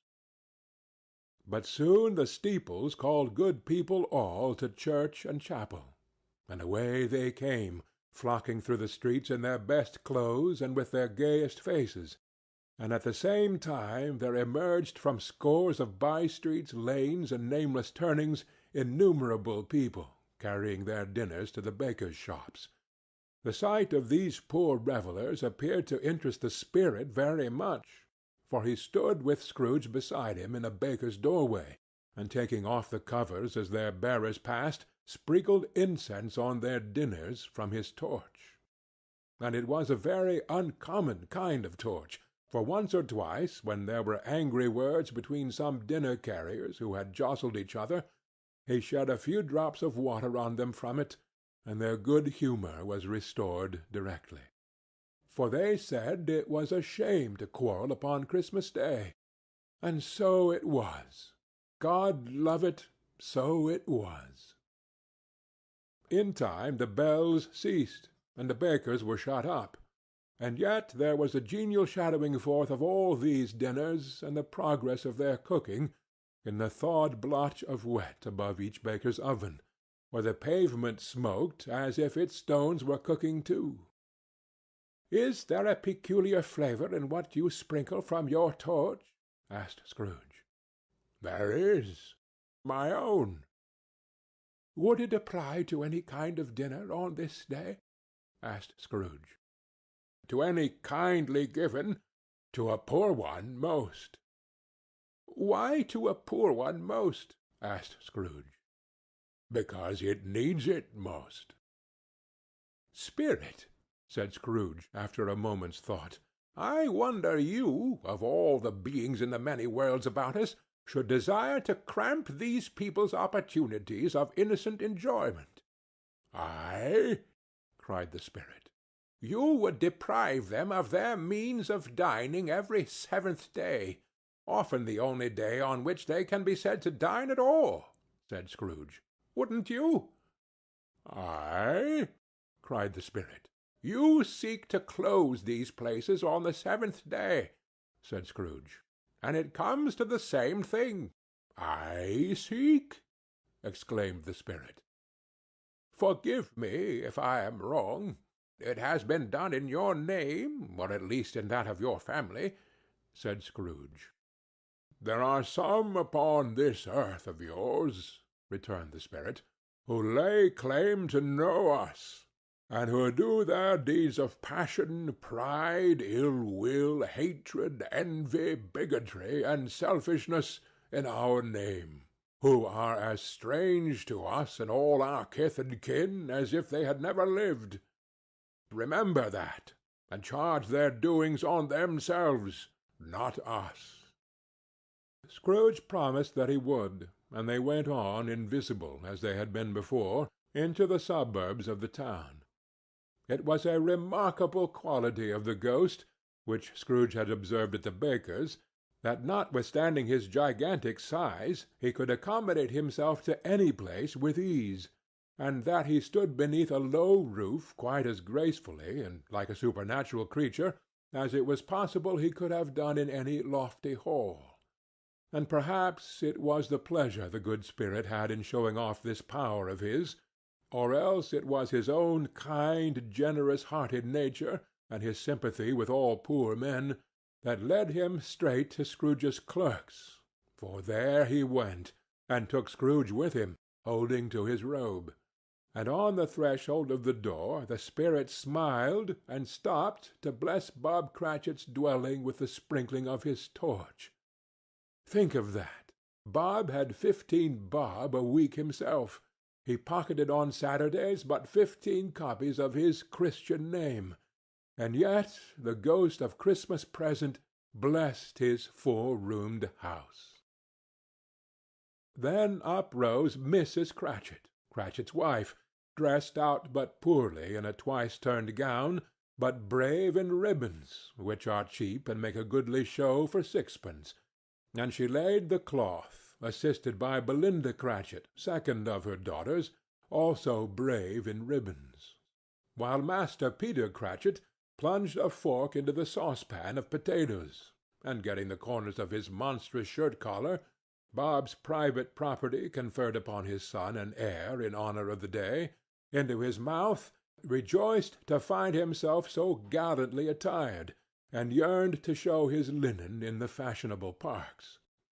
And now 2 smaller Cratchits, boy and girl, came tearing in, screaming that outside the baker's they had smelt the goose, and known it for their own, and basking in luxurious thoughts of sage and onion, these young Cratchits danced about the table, and exalted Master Peter Cratchit to the skies, while he, not proud, although his collars nearly choked him, blew the fire until the slow potatoes, bubbling up, knocked loudly at the saucepan lid to be let out and peeled.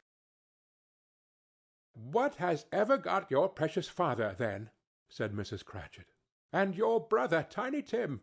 And Martha warn't as late last Christmas Day by half an hour." "Here's Martha, mother," said a girl, appearing as she spoke. "Here's Martha, mother!" cried the two young Cratchits. "Hurrah! There's such a goose, Martha!" "My bless your heart alive, my dear, how late you are!" said Mrs. Cratchit, kissing her a dozen times, and taking off her shawl and bonnet for her with officious zeal. "We'd a deal of work to finish up last night," replied the girl, "and had to clear away this morning, mother." "Well, never mind, so long as you are come," said Mrs. Cratchit. "Sit ye down before the fire, my dear, and have a warm, Lord bless ye." "No, no, there's father coming!" cried the two young Cratchits, who were everywhere at once. "Hide, Martha, hide!" So Martha hid herself, and in came little Bob, the father, with at least 3 feet of comforter, exclusive of the fringe, hanging down before him, and his threadbare clothes darned up and brushed to look seasonable, and Tiny Tim upon his shoulder. Alas for Tiny Tim! He bore a little crutch, and had his limbs supported by an iron frame. "Why, where's our Martha?" cried Bob Cratchit, looking around. "Not coming," said Mrs. Cratchit. "Not coming?" said Bob, with a sudden declension in his high spirits, for he had been Tim's blood-horse all the way from church, and had come home rampant. "Not coming upon Christmas Day!"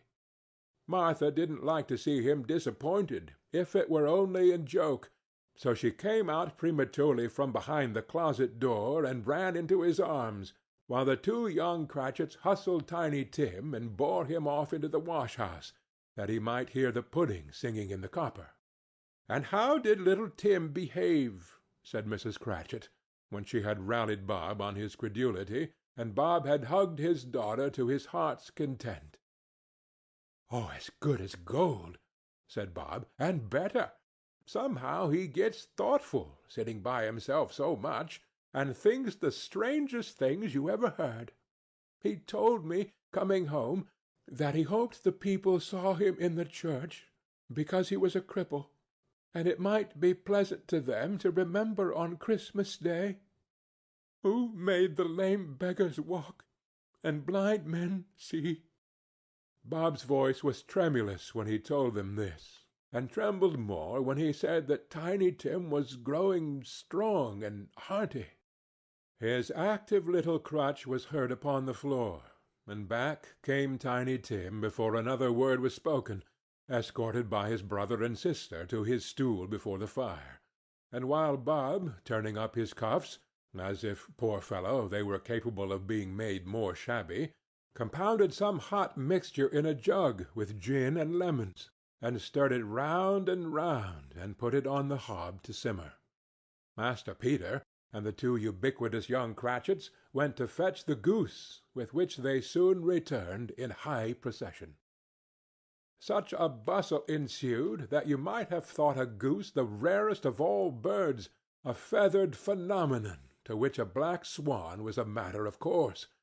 And in truth it was something very like it in that house. Mrs. Cratchit made the gravy, ready beforehand in a little saucepan, hissing hot. Master Peter mashed the potatoes with incredible vigor. Miss Belinda sweetened up the apple-sauce. Martha dusted the hot plates. Bob took Tiny Tim beside him in a tiny corner at the table. The two young Cratchits set chairs for everybody, not forgetting themselves, and mounting guard upon their posts, crammed spoons into their mouths, lest they should shriek for goose before their time came to be helped. At last the dishes were set on, and grace was said. It was succeeded by a breathless pause, as Mrs. Cratchit, looking slowly all along the carving-knife, prepared to plunge it in the breast. But when she did, and when the long-expected gush of stuffing issued forth, one murmur of delight arose all round the board, and even Tiny Tim, excited by the two young Cratchits, beat on the table with the handle of his knife, and feebly cried, "Hurrah!" There was never such a goose. Bob said he didn't believe there ever was such a goose cooked. Its tenderness and flavor, size and cheapness, were the themes of universal admiration. Eked out by apple sauce and mashed potatoes, it was a sufficient dinner for the whole family. Indeed, as Mrs. Cratchit said with great delight, surveying one small atom of a bone upon the dish, they hadn't ate it all at last. Yet every one had had enough, and the youngest Cratchits in particular were steeped in sage and onion to the eyebrows.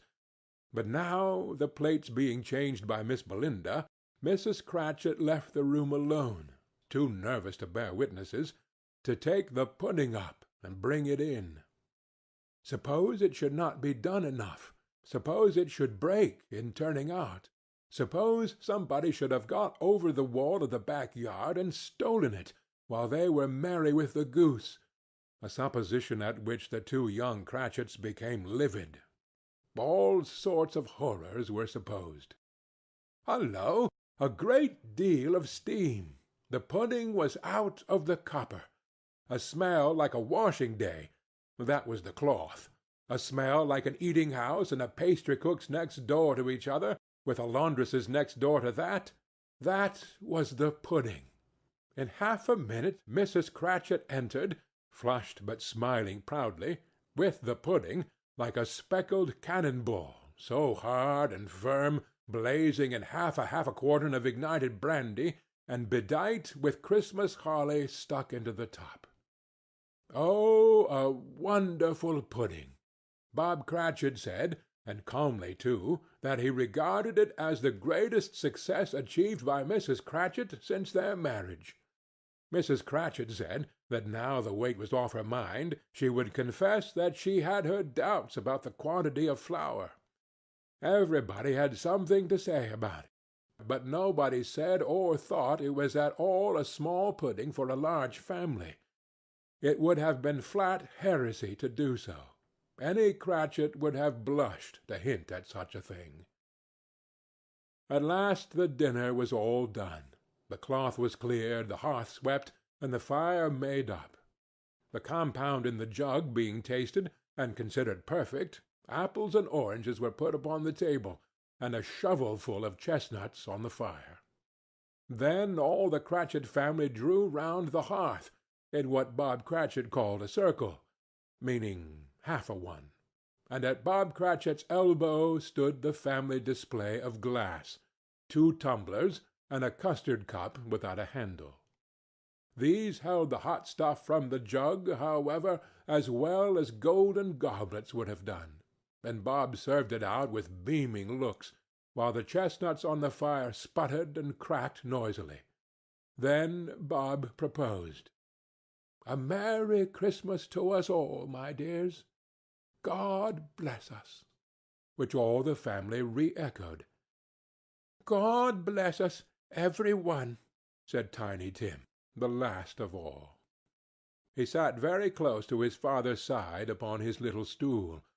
Bob held his withered little hand in his, as if he loved the child, and wished to keep him by his side, and dreaded that he might be taken from him.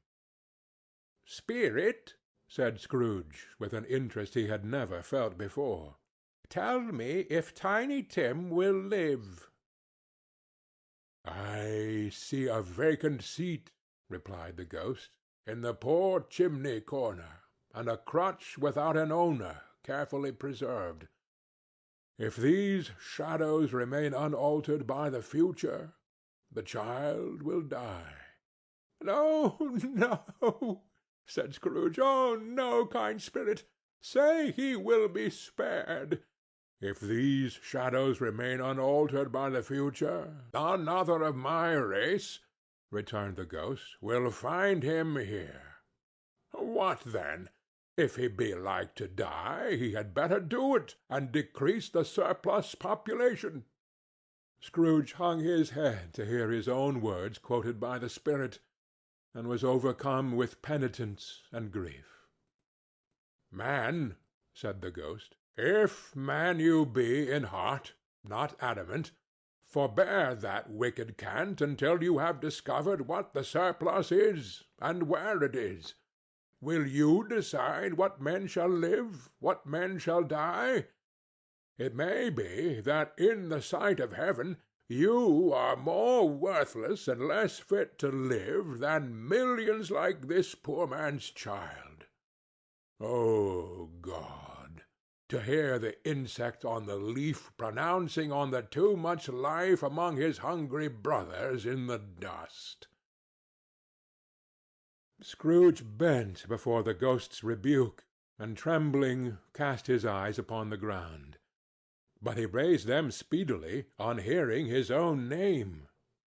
"Mr. Scrooge," said Bob. "I'll give you Mr. Scrooge, the founder of the feast."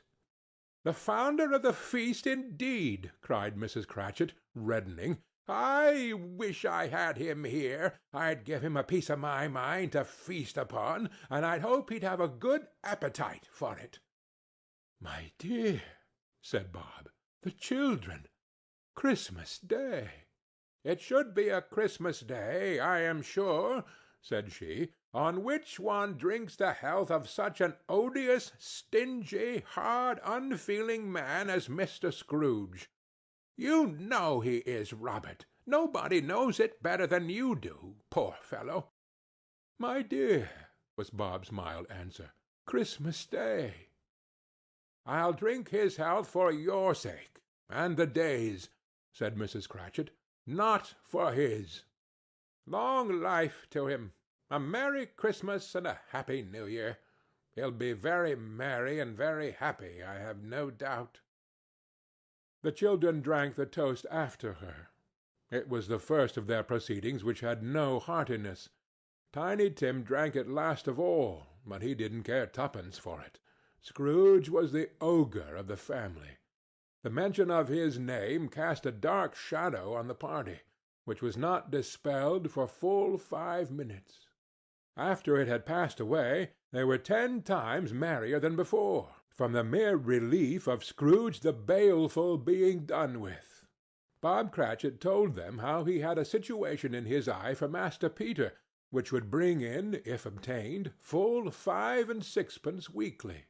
The 2 young Cratchits laughed tremendously at the idea of Peter's being a man of business, and Peter himself looked thoughtfully at the fire from between his collars, as if he were deliberating what particular investments he should favor when he came into the receipt of that bewildering income. Martha, who was a poor apprentice at a milliner's, then told them what kind of work she had to do, and how many hours she worked at a stretch, and how she meant to lie abed to-morrow morning for a good long rest, to-morrow being a holiday she passed at home. Also, how she had seen a countess and a lord some days before, and how the lord was much about as tall as Peter, at which Peter pulled up his collar so high that you couldn't have seen his head if you had been there. All this time the chestnuts and the jug went round and round, and by they had a song, about a lost child travelling in the snow, from Tiny Tim, who had a plaintive little voice, and sang it very well indeed. There was nothing of high mark in this. They were not a handsome family. They were not well dressed. Their shoes were far from waterproof. Their clothes were scanty, and Peter might have known, or very likely did, the inside of a pawnbroker's. But they were happy, grateful, pleased with one another, and contented with the time. And when they faded, and looked happier yet in the bright sprinklings of the spirit's torch at parting, Scrooge had his eye upon them, and especially on Tiny Tim, until the last. By this time it was getting dark, and snowing pretty heavily, and as Scrooge and the spirit went along the streets, the brightness of the roaring fires in kitchens, parlors, and all sorts of rooms was wonderful. Here the flickering of the blaze showed preparations for a cosy dinner, with hot plates baking through and through before the fire, and deep red curtains, ready to be drawn to shut out cold and darkness. There all the children of the house were running out into the snow to meet their married sisters, brothers, cousins, uncles, aunts, and be the first to greet them. Here, again, were shadows on the window blind of guests assembling, and there a group of handsome girls, all hooded and fur-booted, and all chattering at once, tripped lightly off to some near neighbor's house, where, woe upon the single man who saw them enter, artful witches well they knew it, in a glow. But if you had judged from the numbers of people on their way to friendly gatherings, you might have thought that no one was at home to give them welcome when they got there, instead of every house expecting company and piling up its fires half chimney high. Blessings on it, how the ghost exulted! How it bared its breadth of breast, and opened its capacious palm, and floated on, outpouring with a generous hand its bright and harmless mirth on everything within its reach. The very lamplighter, who ran on before, dotting the dusky street with specks of light, and who was dressed to spend the evening somewhere, laughed out loudly as the spirit passed, though little kenned the lamplighter that he had any company but Christmas. And now, without a word of warning from the ghost, they stood upon a bleak and desert moor, where monstrous masses of rude stone were cast about as though it were the burial-place of giants, and water spread itself wheresoever it listed, or would have done so, but for the frost that held it prisoner, and nothing grew but moss and furze, and coarse rank grass. Down in the west the setting sun had left a streak of fiery red, which glared upon the desolation for an instant like a sullen eye, and frowning lower, lower, lower yet, was lost in the thick gloom of darkest night. "What place is this?" asked Scrooge. "A place where miners live, who labor in the bowels of the earth," returned the spirit. "But they know me. See!" A light shone from the window of a hut, and swiftly they advanced towards it. Passing through the wall of mud and stone, they found a cheerful company assembled round a glowing fire. An old man and woman, with their children and their children's children, and another generation beyond that, all decked out gaily in their holiday attire. The old man, in a voice that seldom rose above the howling of the wind upon the barren waste, was singing them a Christmas song. It had been a very old song when he was a boy, and from time to time they all joined in the chorus. So surely as they raised their voices, the old man got quite blithe and loud, and so surely as they stopped, his vigor sank again. The spirit did not tarry here, but bade Scrooge hold his robe, and passing on above the moor, sped whither? Not to see, to sea. To Scrooge's horror, looking back, he saw the last of the land, a frightful range of rocks, behind them, and his ears were deafened by the thundering of water, as it rolled and roared and raged among the dreadful caverns it had worn, and fiercely tried to undermine the earth. Built upon a dismal reef of sunken rocks, some league or so from shore, on which the waters chafed and dashed the wild year through, there stood a solitary lighthouse. Great heaps of seaweed clung to its base, and storm-birds, born of the wind, one might suppose, as seaweed of the water, rose and fell about it like the waves they skimmed. But even here 2 men who watched the light had made a fire, that through the loophole in the thick stone wall shed out a ray of brightness on the awful sea. Joining their horny hands over the rough table at which they sat, they wished each other Merry Christmas in their can of grog. And one of them, the elder too, with his face all damaged and scarred with hard weather as the figurehead of an old ship might be, struck up a sturdy song that was like a gale in itself. Again the ghost sped on, above the black and heaving sea, on, until, being far away, as he told Scrooge, from any shore, they lighted on a ship. They stood beside the helmsman at the wheel, the lookout in the bow, the officers who had the watch.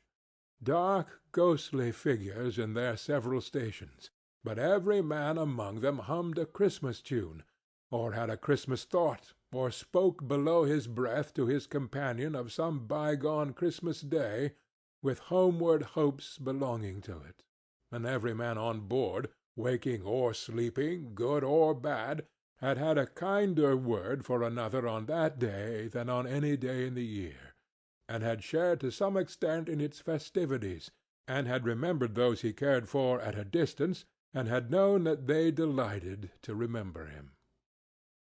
It was a great surprise to Scrooge, while listening to the moaning of the wind, and thinking what a solemn thing it was to move on through the lonely darkness over an unknown abyss, whose depths were secrets as profound as death. It was a great surprise to Scrooge, while thus engaged, to hear a hearty laugh.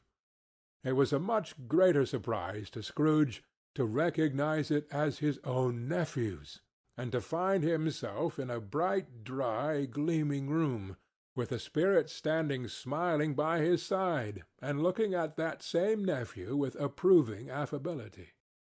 "Ha, ha, ha, ha, ha!" laughed Scrooge's nephew. "Ha, ha, ha, ha, ha, ha!" If you should happen by any unlikely chance to know a man more blessed in a laugh than Scrooge's nephew, all I can say is I should like to know him too. Introduce him to me, and I'll cultivate his acquaintance.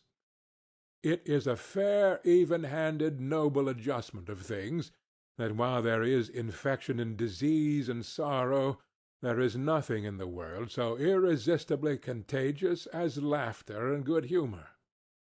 When Scrooge's nephew laughed in his way, holding his sides, rolling his head, and twisting his face into the most extravagant contortions, Scrooge's niece, by marriage, laughed as heartily as he, and their assembled friends, being not a bit behindhand, roared out lustily, "Ha, ha, ha, ha!"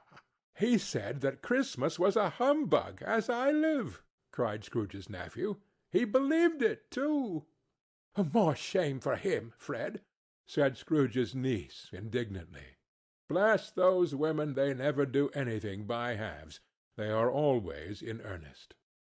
She was very pretty, exceedingly pretty, with a dimpled, surprised-looking, capital face, a ripe little mouth that seemed made to be kissed, as no doubt it was, all kinds of good little dots about her chin that melted into one another when she laughed, and the sunniest pair of eyes you ever saw in any little creature's head.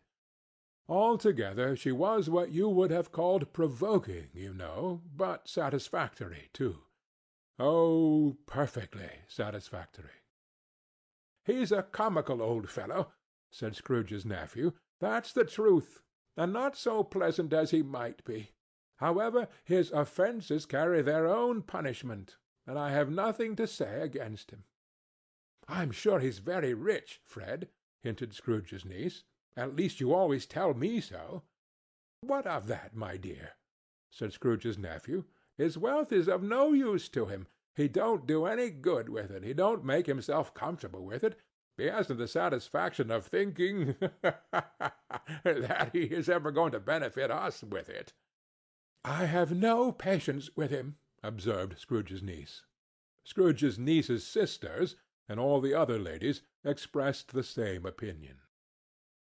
"Oh, I have," said Scrooge's nephew. "I am sorry for him. I couldn't be angry with him if I tried. Who suffers by his ill whims? Himself, always. Here he takes it into his head to dislike us, and he won't come and dine with us. What's the consequence? He don't lose much of a dinner." "Indeed, I think he loses a very good dinner," interrupted Scrooge's niece. Everybody else said the same, and they must be allowed to have been competent judges, because they had just had dinner, and with the dessert upon the table were clustered round the fire by lamplight.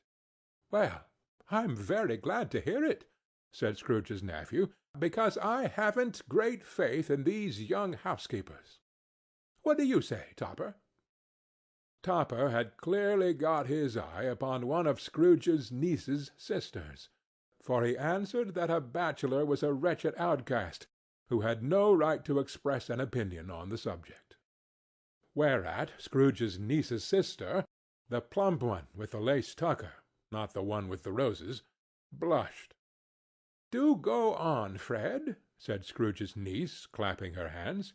"He never finishes what he begins to say. He is such a ridiculous fellow." Scrooge's nephew revelled in another laugh, and as it was impossible to keep the infection off, though the plump sister tried hard to do it with aromatic vinegar, his example was unanimously followed. "I was only going to say," said Scrooge's nephew, "that the consequence of his taking a dislike to us, and not making merry with us, is, I think, that he loses some pleasant moments which could do him no harm. I am sure he loses pleasanter companions than he can find in his own thoughts, either in his mouldy old office or his dusty chambers. I mean to give him the same chance every year, whether he likes it or not, for I pity him. He may rail at Christmas till he dies, but he can't help thinking better of it, I defy him, if he finds me going there in good temper year after year, and saying, 'Uncle Scrooge, how are you?' If it only puts him in the vein to leave his poor clerk £50, that's something. And I think I shook him yesterday." It was their turn to laugh now at the notion of his shaking Scrooge, but being thoroughly good-natured, and not much caring what they laughed at, so that they laughed at any rate, he encouraged them in their merriment, and passed the bottle joyously. After tea they had some music, for they were a very musical family, and knew what they were about when they sang a glee or catch, I can assure you, especially Topper, who would growl away in the bass like a good one, and never swell the large veins in his forehead, or get red in the face over it. Scrooge's niece played well upon the harp, and played among other tunes a simple little air, a mere nothing, you might learn to whistle it in 2 minutes, which had been familiar to the child who fetched Scrooge from the boarding-school, as he had been reminded by the ghost of Christmas past. When this strain of music sounded, all the things that ghost had shown him came upon his mind. He softened more and more, and thought that if he could have listened to it often, years ago, he might have cultivated the kindnesses of life for his own happiness with his own hands, without resorting to the sexton's spade that buried Jacob Marley. But they didn't devote the whole evening to music. After a while they played at forfeits, for it is good to be children sometimes, and never better than Christmas, when its mighty founder was a child himself. Stop! There was first a game at blindman's buff. Of course there was. And I no more believe Topper was really blind than I believe he had eyes in his boots. My opinion is that it was a done thing between him and Scrooge's nephew, and that the ghost of Christmas Present knew it. The way he went after that plump sister in the lace tucker was an outrage on the credulity of human nature. Knocking down the fire-irons, tumbling over the chairs, bumping against the piano, smothering himself among the curtains, wherever she went, there went he. He always knew where the plump sister was. He wouldn't catch anybody else.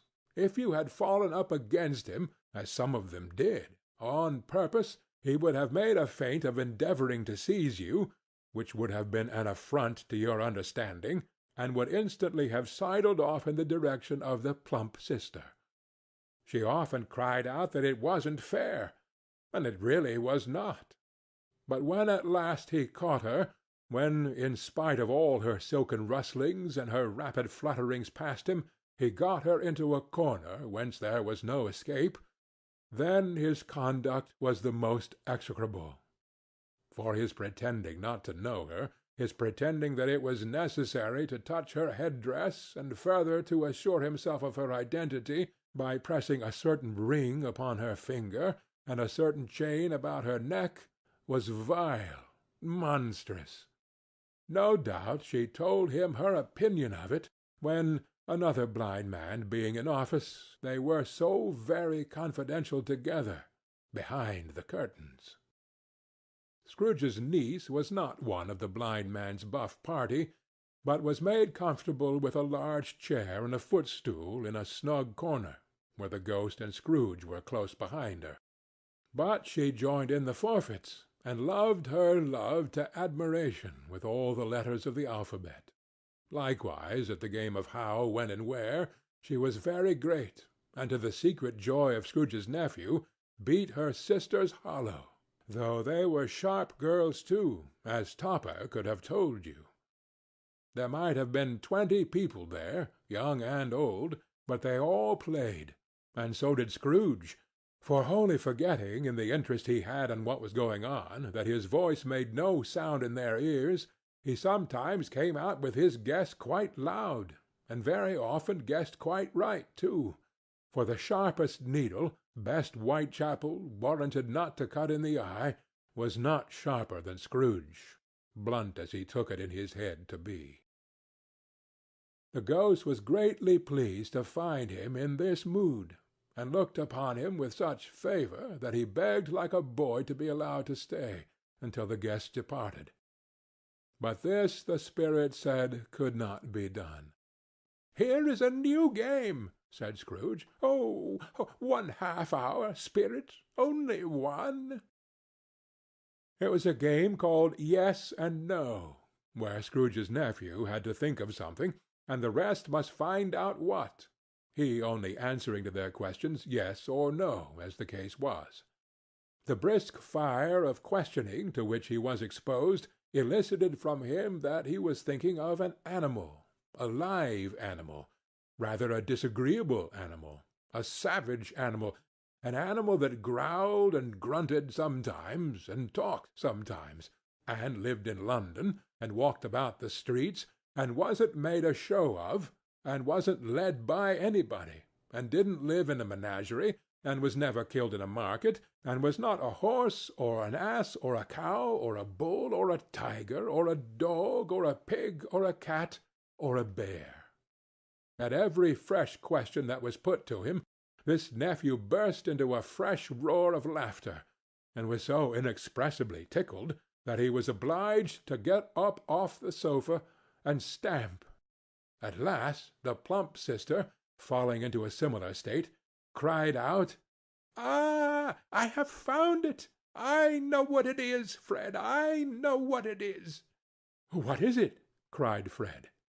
"It's your Uncle Scrooge." Which it certainly was. Admiration was the universal sentiment, though some objected that the reply to "Is it a bear?" ought to have been "Yes," inasmuch as an answer in the negative was sufficient to have diverted their thoughts from Mr. Scrooge, supposing they had ever had any tendency that way. "He has given us plenty of merriment, I am sure," said Fred, "and it would be ungrateful not to drink his health. Here is a glass of mulled wine ready to our hand at the moment, and I say, Uncle Scrooge!" "Well, Uncle Scrooge!" they cried. "A Merry Christmas and a Happy New Year to the old man, whatever he is," said Scrooge's nephew. "He wouldn't take it from me, but may he have it nevertheless. Uncle Scrooge!" Uncle Scrooge had imperceptibly become so gay and light of heart that he would have pledged the unconscious company in return, and thanked them in an inaudible speech, if Ghost had given him time. But the whole scene passed off in the breath of the last word spoken by his nephew, and he and the spirit were again upon their travels. Much they saw, and far they went, and many homes they visited, but always with a happy end. The spirit stood beside sick beds, and they were cheerful, on foreign lands, and they were close at home, by struggling men, and they were patient in their greatest hope, by poverty, and it was rich. In almshouse, hospital, and jail, in misery's every refuge, where vain man in his little brief authority had not made fast the door and barred the spirit out, he left his blessing and taught Scrooge his precepts. It was a long night, if it were only a night, but Scrooge had his doubts of this, because the Christmas holidays appeared to be condensed into the space of time they passed together. It was strange, too, that while Scrooge remained unaltered in his outward form, the ghost grew older, clearly older. Scrooge had observed this change, but never spoke of it until they left the children's 12th night party, when, looking at the spirit as they stood together in an open place, he noticed that his hair was gray. "Are spirits' lives so short?" asked Scrooge. "My life upon this globe is very brief," replied the ghost. "It ends to-night." "To-night?" cried Scrooge. "To-night at midnight. Hark! The time is drawing near." The chimes were ringing the 11:75 at that moment. "Forgive me if I am not justified in what I ask," said Scrooge, looking intently at the spirit's robe, "but I see something strange, and not belonging to yourself, protruding from your skirts. Is it a foot or a claw?" "It might be a claw, for the flesh there is upon it," said the spirit's sorrowful reply. "Look here." From the foldings of its robe it brought 2 children, wretched, abject, frightful, hideous, miserable. They knelt down at his feet and clung upon the outside of his garment. "Oh, man, look here! Look, look! Down here!" exclaimed the ghost. They were a boy and a girl, yellow, meagre, ragged, scowling, wolfish, but prostrate, too, in their humility. Where graceful youth should have filled their features out and touched them with its freshest tints, a stale and shriveled hand, like that of age, had pinched and twisted them and pulled them into shreds. Where angels might have sat enthroned, devils lurked and glared out menacing. No change, no degradation, no perversion of humanity, in any grade, through all the mysteries of wonderful creation, has monsters half so horrible and dread. Scrooge started back, appalled. Having them shown to him in this way, he tried to say they were fine children, but the words choked themselves rather than be parties to a lie of such enormous magnitude. "Spirit, are they yours?" Scrooge could say no more. "They are man's," said the spirit, looking down upon them, "and they cling to me, appealing from their fathers. This boy is ignorance. This girl is want. Beware them both, and all of their degree, but most of all beware this boy, for on his brow I see that written which is doom, unless the writing be erased. Deny it," cried the spirit, stretching out his hand towards the city. "Slander those who tell it ye. Admit it for your factious purposes, and make it worse, and bide the end." "Have you no refuge or resource?" cried Scrooge. "Are there no prisons?" said the spirit, turning on him for the last time with his own words. "Are there no workhouses?" The bell struck 12. Scrooge looked about him for the ghost, and saw it not. As the last stroke ceased to vibrate, he remembered the prediction of old Jacob Marley, and lifting up his eyes, beheld a solemn phantom, draped and hooded, coming like a mist along the ground towards him. End of Stave 3. A Christmas Carol by Charles Dickens. Stave 4. The Last of the Spirits. The phantom slowly, gravely, silently approached. When it came near him, Scrooge bent down upon his knee, for in the very air through which this spirit moved, it seemed to scatter gloom and mystery. It was shrouded in a deep black garment, which concealed its head, its face, its form, and left nothing of it visible save one outstretched hand. But for this it would have been difficult to detach its figure from the night, and separate it from the darkness by which it was surrounded. He felt that it was tall and stately when it came beside him, and that its mysterious presence filled him with a solemn dread. He knew no more, for the spirit neither spoke nor moved. "I am in the presence of the ghost of Christmas yet to come," said Scrooge. The spirit answered not, but pointed onward with its hand. "You are about to show me shadows of the things that have not happened, but will happen in the time before us," Scrooge pursued. "Is that so, spirit?" The upper portion of the garment was contracted for an instant in its folds, as if the spirit had inclined its head. That was the only answer he received.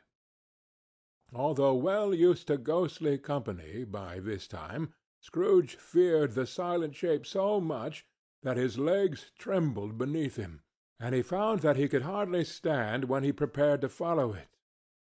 The spirit paused a moment, as observing his condition, and giving him time to recover. But Scrooge was all the worse for this.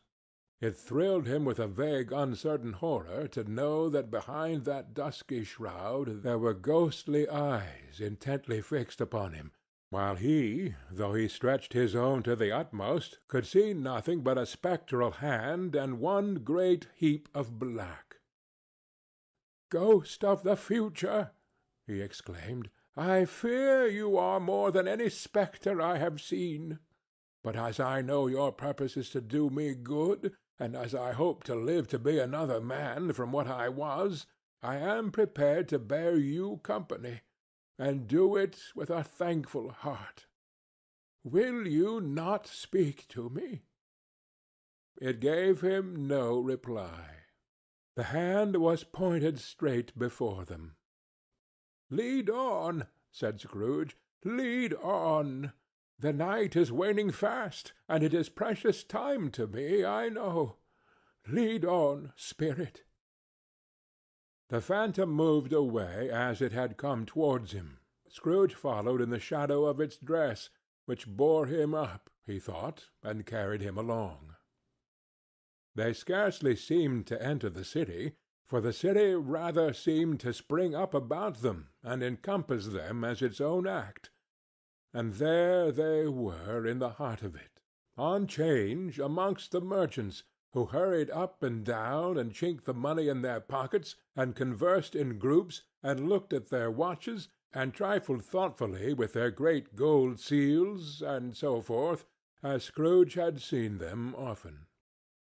The spirit stopped beside one little knot of business men. Observing that the hand was pointed to them, Scrooge advanced to listen to their talk. "No," said a great fat man with a monstrous chin, "I don't know much about it either way. I only know he's dead." "When did he die?" inquired another. "Last night, I believe." "Why, what was the matter with him?" asked a third, taking a vast quantity of snuff out of a very large snuff-box. "I thought he'd never die." "God knows," said the first, with a yawn. "What has he done with his money?" asked a red-faced gentleman with a pendulous excrescence on the end of his nose that shook like the gills of a turkey-cock. "I haven't heard," said the man with the large chin, yawning again. "Left it to his company, perhaps. He hasn't left it to me. That's all I know." The pleasantry was received with a general laugh. "It's likely to be a very cheap funeral," said the same speaker, "for upon my life I don't know of anybody to go to it. Suppose we make up a party and volunteer? "I don't mind going, if a lunch is provided," observed the gentleman with the excrescence on his nose, "but I must be fed if I make one." Another laugh. "Well, I am the most disinterested among you, after all," said the first speaker, "for I never wear black gloves, and I never eat lunch. But I'll offer to go if anybody else will. When I come to think of it, I'm not at all sure that I wasn't his most particular friend, for we used to stop and speak whenever we met.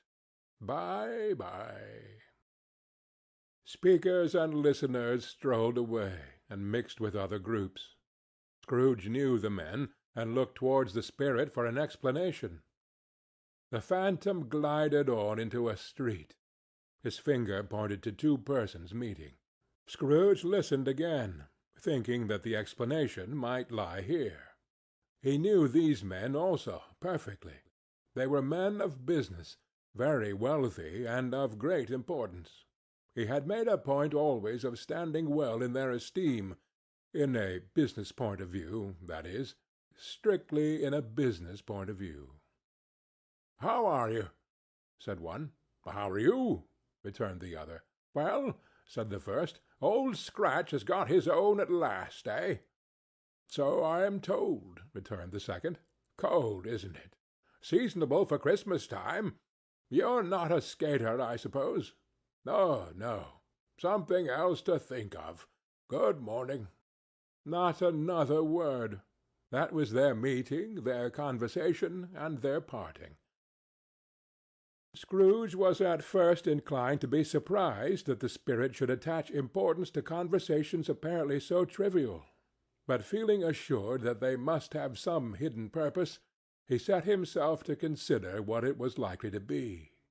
They would scarcely be supposed to have any bearing on the death of Jacob, his old partner, for that was past, and this ghost's province was the future. Nor could he think of any one immediately connected with himself to whom he could apply them. But nothing doubting that to whomsoever they applied they had some latent moral for his own improvement, he resolved to treasure up every word he heard, and everything he saw, and especially to observe the shadow of himself when it appeared. For he had an expectation that the conduct of his future self would give him the clue he missed, and would render the solution of these riddles easy. He looked about in that very place for his own image, but another man stood in his accustomed corner, and though the clock pointed to his usual time of day for being there, he saw no likeness of himself among the multitudes that poured in through the porch.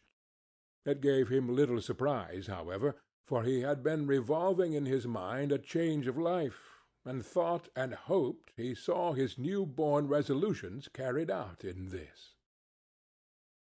Quiet and dark, beside him stood the phantom, with his outstretched hand. When he roused himself from his thoughtful quest, he fancied from the turn of the hand, and its situation in reference to himself, that the unseen eyes were looking at him keenly. It made him shudder, and feel very old. They left the busy scene, and went into an obscure part of the town, where Scrooge had never penetrated before, although he recognized its situation and its bad repute. The ways were foul and narrow, the shops and houses wretched, the people half naked, drunken, slipshod, ugly. Alleys and archways, like so many cesspools, disgorged their offences of smell and dirt and life upon the straggling streets, and the whole quarter reeked with crime, with filth and misery. Far in this den of infamous resort there was a low-browed beetling shop below a penthouse roof, where iron, old rags, bottles, bones, and greasy offal were brought. Upon the floor within were piled up heaps of rusty keys, nails, chains, hinges, files, scales, weights, and refuse iron of all kinds. Secrets that few would like to scrutinize were bred and hidden in mountains of unseemly rags, masses of corrupted fat, and sepulchres of bones. Sitting in among the wares he dealt in, by a charcoal stove made of old bricks, was a grey-haired rascal nearly 70 years of age, who had screened himself from the cold air without by a frowsy curtaining of miscellaneous tatters hung upon a line, and smoked his pipe in all the luxury of calm retirement. Scrooge and the phantom came into the presence of this man just as a woman with a heavy bundle slunk into the shop. But she had scarcely entered when another woman, similarly laden, came in too, and she was closely followed by a man in faded black, who was no less startled by the sight of them than they had been upon the recognition of each other. After a short period of blank astonishment, in which the old man with the pipe had joined them, they all three burst into a laugh. "Let the charwoman alone to be the first," cried she who had entered first. "Let the laundress alone to be the second, and let the undertaker's man alone to be the third. Look here, old Joe, here's a chance, if we haven't all three met here without meaning it." "You couldn't have met in a better place," said old Joe, removing his pipe from his mouth. "Come into the parlor. You were made free of it long ago, you know, and the other two ain't strangers. Stop till I shut the door of the shop. Ah, how it skreeks! There ain't such a rusty bit of metal in the place as its own hinges, I believe, and I'm sure there's no such old bones here as mine.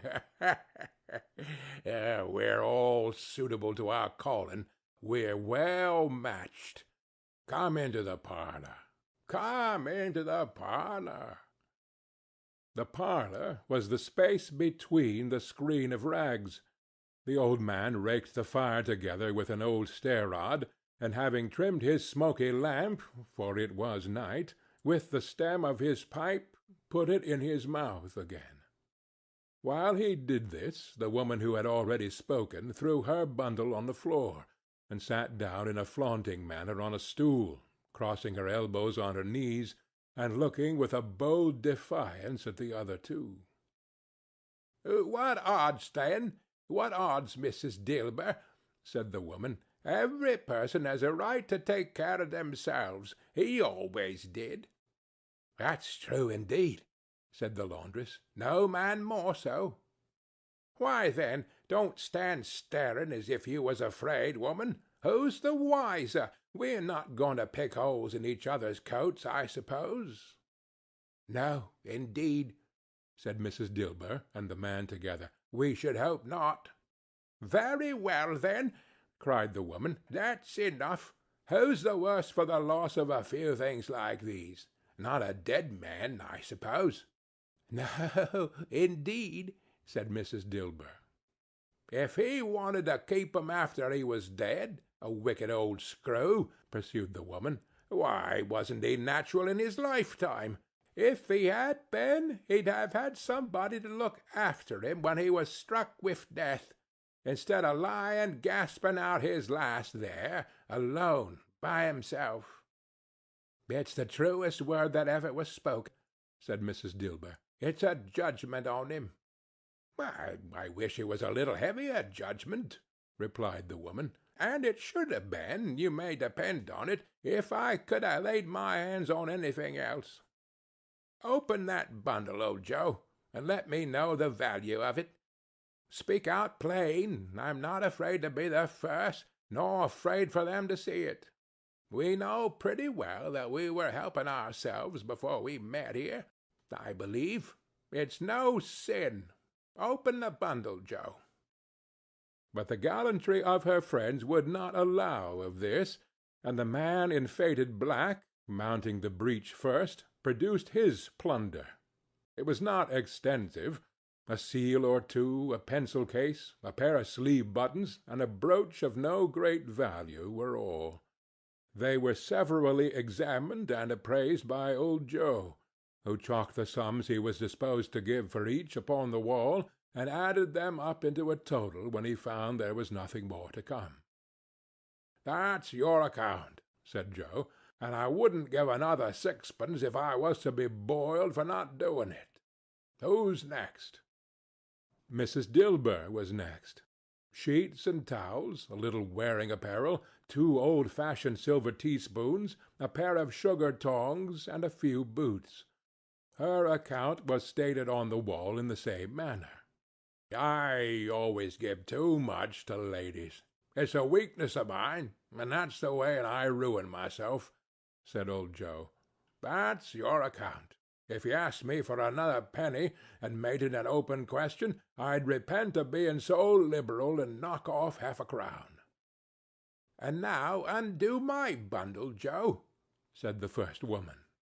Joe went down on his knees for the greater convenience of opening it, and having unfastened a great many knots, dragged out a large and heavy roll of some dark stuff. "What do you call this?" said Joe. "Bed curtains?" "Ah!" returned the woman, laughing and leaning forward on her crossed arms. "Ha, ha, ha! Bed curtains! You don't mean to say you took 'em down, rings and all, with him lying there?" said Joe. "Yes, I do," replied the woman. "Why not?" "Why, you were born to make your fortune," said Joe, "and you'll certainly do it." "I certainly shan't hold my hand, when I can get anything in it by reaching out, for the sake of such a man as he was, I promise you, Joe," returned the woman coolly. "Don't drop that oil upon the blankets, now." "His blankets?" asked Joe. "Who else's do you think?" replied the woman. "He isn't likely to take cold without 'em, I dare say." "I hope he didn't die of anything catching, eh?" said old Joe, stopping in his work and looking up. "Don't you be afraid of that," returned the woman. "I ain't so fond of his company that I'd loiter about him for such doings, if he did. You may look through that shirt till your eyes ache, but you won't find a hole in it, nor a threadbare place.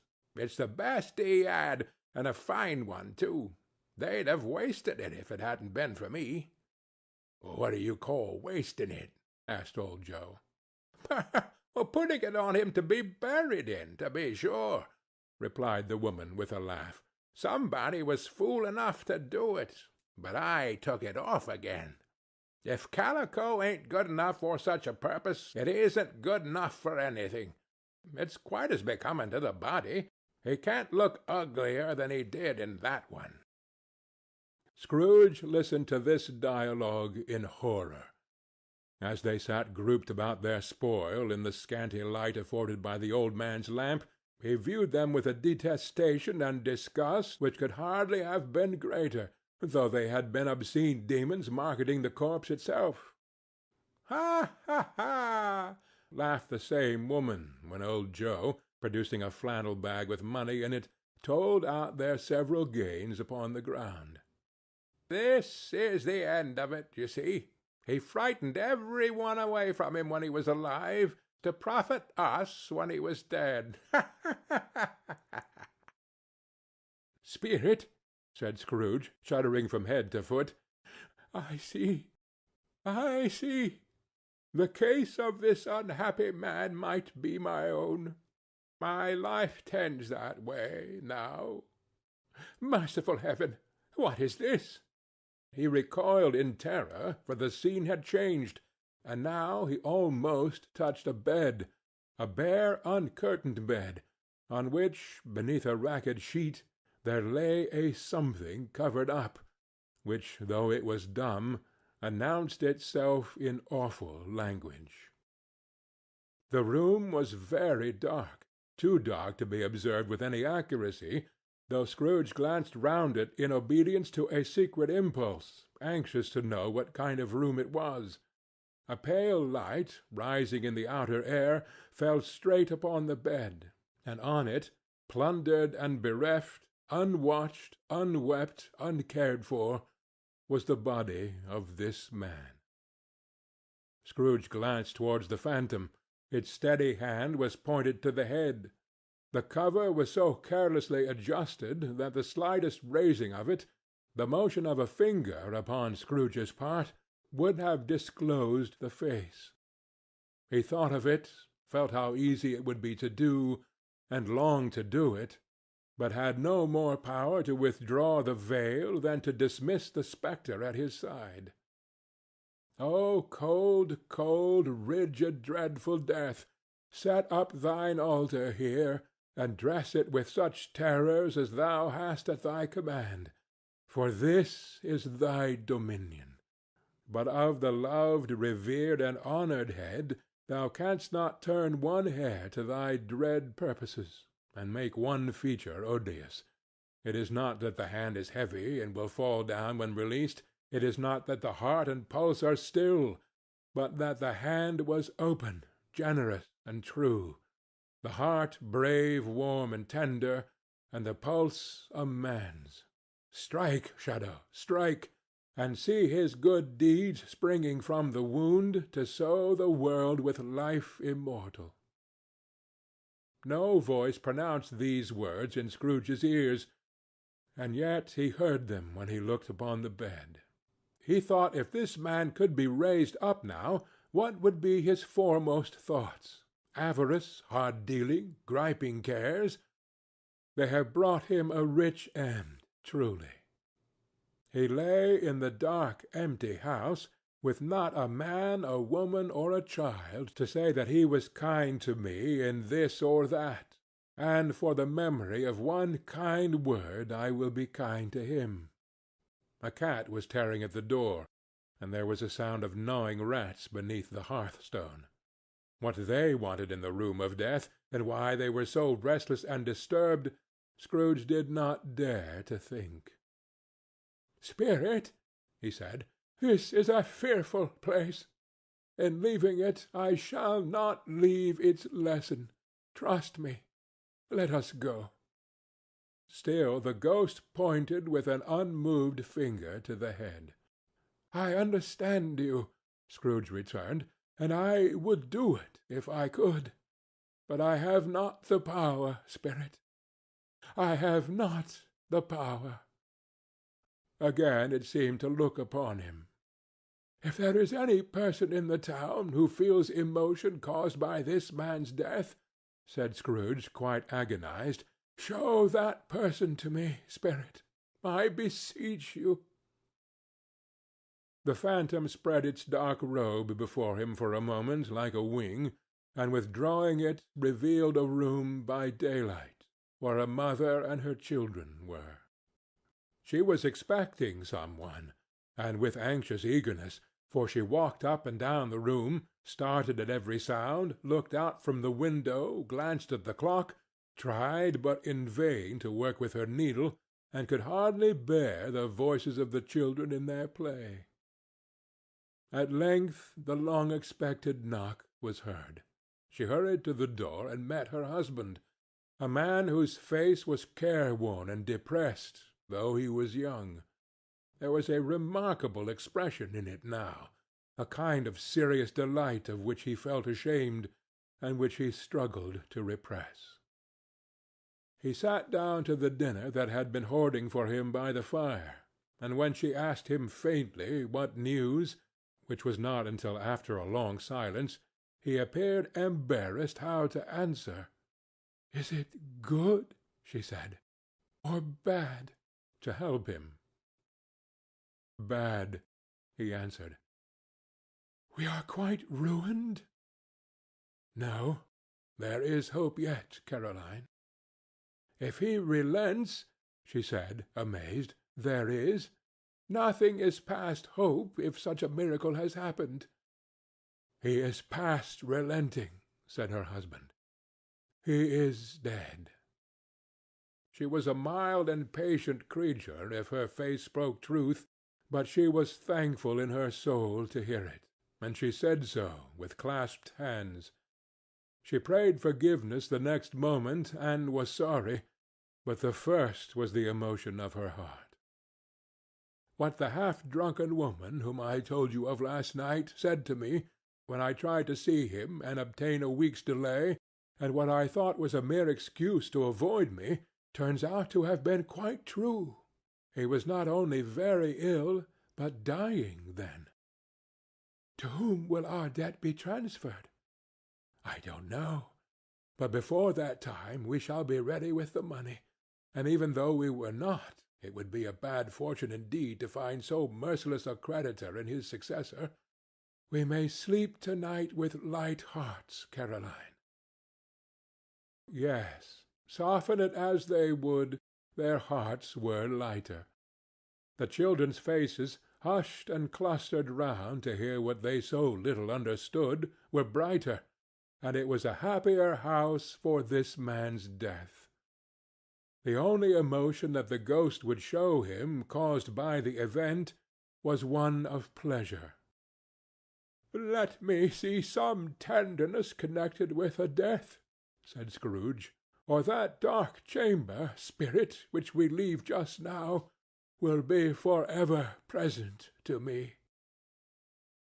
The ghost conducted him through several streets familiar to his feet, and as they went along, Scrooge looked here and there to find himself, but nowhere was he to be seen. They entered poor Bob Cratchit's house, the dwelling he had visited before, and found the mother and the children seated round the fire. Quiet, very quiet. The noisy little Cratchits were as still as statues in one corner, and sat looking up at Peter, who had a book before him. The mother and her daughters were engaged in sewing, but surely they were very quiet. "And he took a child and set him in the midst of them." Where had Scrooge heard these words? He had not dreamed them. The boy must have read them out as he and the spirit crossed the threshold. Why did he not go on? The mother laid her work upon the table, and put her hand up to her face. "The color hurts my eyes," she said. "The color? Oh, poor Tiny Tim!" "They're better now, again," said Cratchit's wife. "It makes them weak by candlelight, and I wouldn't show weak eyes to your father when he comes home, for the world. It must be near his time." "Past it, rather," Peter answered, shutting up his book. "But I think he has walked a little slower than he used, these few last evenings, mother." They were very quiet again. At last she said, and in a steady, cheerful voice that only faltered once, I have known him walk with Tiny Tim upon his shoulder, very fast indeed." "And so have I," cried Peter, "often." "And so have I," explained another. So had all. "But he was very light to carry," she resumed, intent upon her work, "and his father loved him, so it was no trouble, no trouble. Ah, and there is your father at the door." She hurried out to meet him, and little Bob, in his comforter—he had need of it, poor fellow—came in. His tea was ready for him on the hob, and they all tried who should help him to it most. Then the two young Cratchits got upon his knees and laid, each child a little cheek, against his face, as if they said, "Don't mind it, father. Don't be grieved." Bob was very cheerful with them, and spoke pleasantly to all the family. He looked at the work upon the table, and praised the industry and speed of Mrs. Cratchit and the girls. They would be done long before Sunday, he said. "Sunday? You went to-day, then, Robert?" said his wife. "Yes, my dear," returned Bob. "I wish you could have gone. It would have done you good to see how green a place it is. But you'll see it often. I promised him that I would walk there on a Sunday." My little child!" cried Bob. "My little child!" He broke down all at once. He couldn't help it. If he could have helped it, he and his child would have been further apart, perhaps, than they were. He left the room and went upstairs into the room above, which was lighted cheerfully and hung with Christmas. There was a chair set close beside the child, and there were signs of someone having been there lately. Poor Bob sat down in it, and when he had thought a little and composed himself, he kissed the little face. He was reconciled to what had happened, and went down again quite happy. They drew about the fire and talked, the girls and mother working still. Bob told them of the extraordinary kindness of Mr. Scrooge's nephew, whom he had scarcely seen but once, and who, meeting him in the street that day, and seeing that he looked just a little down, you know, said Bob, inquired what had happened to distress him. On which, said Bob, for he is the pleasantest spoken gentleman you ever heard, I told him. I am heartily sorry for it, Mr. Cratchit, he said, and heartily sorry for your good wife. By the by, how he ever knew that, I don't know. Knew what, my dear? Why, that you were a good wife, replied Bob. Oh, everybody knows that, said Peter. Very well observed, my boy, cried Bob. I hope they do. Heartily sorry, he said, for your good wife. If I can be of service to you in any way, he said, giving me his card, that's where I live. Pray come to me. Now, it wasn't, cried Bob, for the sake of anything he might be able to do for us, so much as for his kind way, that this was quite delightful. It really seemed as if he had known our Tiny Tim, and felt with us. I'm sure he's a good soul, said Mrs. Cratchit. You would be surer of it, my dear, returned Bob, if you saw and spoke to him. I shouldn't be at all surprised, mark what I say, if he got Peter a better situation. Only hear that, Peter, said Mrs. Cratchit. And then, cried one of the girls, Peter will be keeping company with someone and setting up for himself. Get along with you, retorted Peter, grinning. It's just as likely as not, said Bob, one of these days, though there's plenty of time for that, my dear. But however and whenever we part from one another, I am sure we shall none of us forget Tiny Tim, shall we? Or this first parting that there was among us. Never, father, cried they all. And I know, said Bob, I know, my dears, that when we recollect how patient and how mild he was, although he was a little child, we shall not quarrel easily among ourselves, and forget poor Tiny Tim in doing it. No, never, father, they all cried again. I am very happy, said little Bob. I am very happy. Mrs. Cratchit kissed him, his daughters kissed him, the two young Cratchits kissed him, and Peter and himself shook hands. Spirit of Tiny Tim, thy childish essence was from God. Spectre, said Scrooge, something informs me that our parting moment is at hand.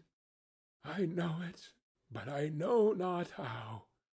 Tell me what man that was whom we saw lying dead. The ghost of Christmas yet to come conveyed him, as before, though at a different time, he thought. Indeed, there seemed no order in these latter visions, save that they were in the future, into the resorts of business men, but showed him not himself. Indeed, the spirit did not stay for anything, but went straight on, as to the end just now desired, until besought by Scrooge to tarry for a moment. This court, said Scrooge, through which we hurry now, is where my place of occupation is, and has been for a length of time. I see the house. Let me behold what I shall be in days to come." The spirit stopped. The hand was pointed elsewhere. "The house is yonder," Scrooge exclaimed. "Why do you point away?" The inexorable finger underwent no change. Scrooge hastened to the window of his office, and looked in. It was an office still, but not his. The furniture was not the same, and the figure in the chair was not himself. The phantom pointed as before. He joined it once again, and wondering why and whither he had gone, accompanied it until they reached an iron gate.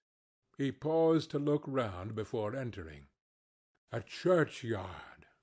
Here, then, the wretched man whose name he had now to learn lay underneath the ground. It was a worthy place, walled in by houses, overrun by grass and weeds, the growth of vegetation's death, not life, choked up with too much burying, fat with repleted appetite. A worthy place. The spirit stood among the graves, and pointed down to one. He advanced towards it trembling. The phantom was exactly as it had been, but he dreaded that he saw new meaning in its solemn shape. "Before I draw nearer to that stone to which you point," said Scrooge, "answer me one question. Are these the shadows of the things that will be, or are they the shadows of things that may be only?" Still the ghost pointed downward to the grave by which it stood. "Men's courses will foreshadow certain ends, to which, if persevered in, they must lead," said Scrooge. "But if the courses be departed from, the ends will change. Say it is thus with what you show me." The spirit was unmovable as ever. Scrooge crept towards it, trembling as he went, and, following the finger, read upon the stone of the neglected grave his own name, Ebenezer Scrooge. "Am I the man that lay upon the bed?" he cried upon his knees. The finger pointed from the grave to him and back again.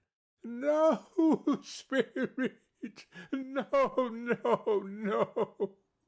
The finger still was there. "Spirit!" he cried, tightly clutching at its robe. "Hear me!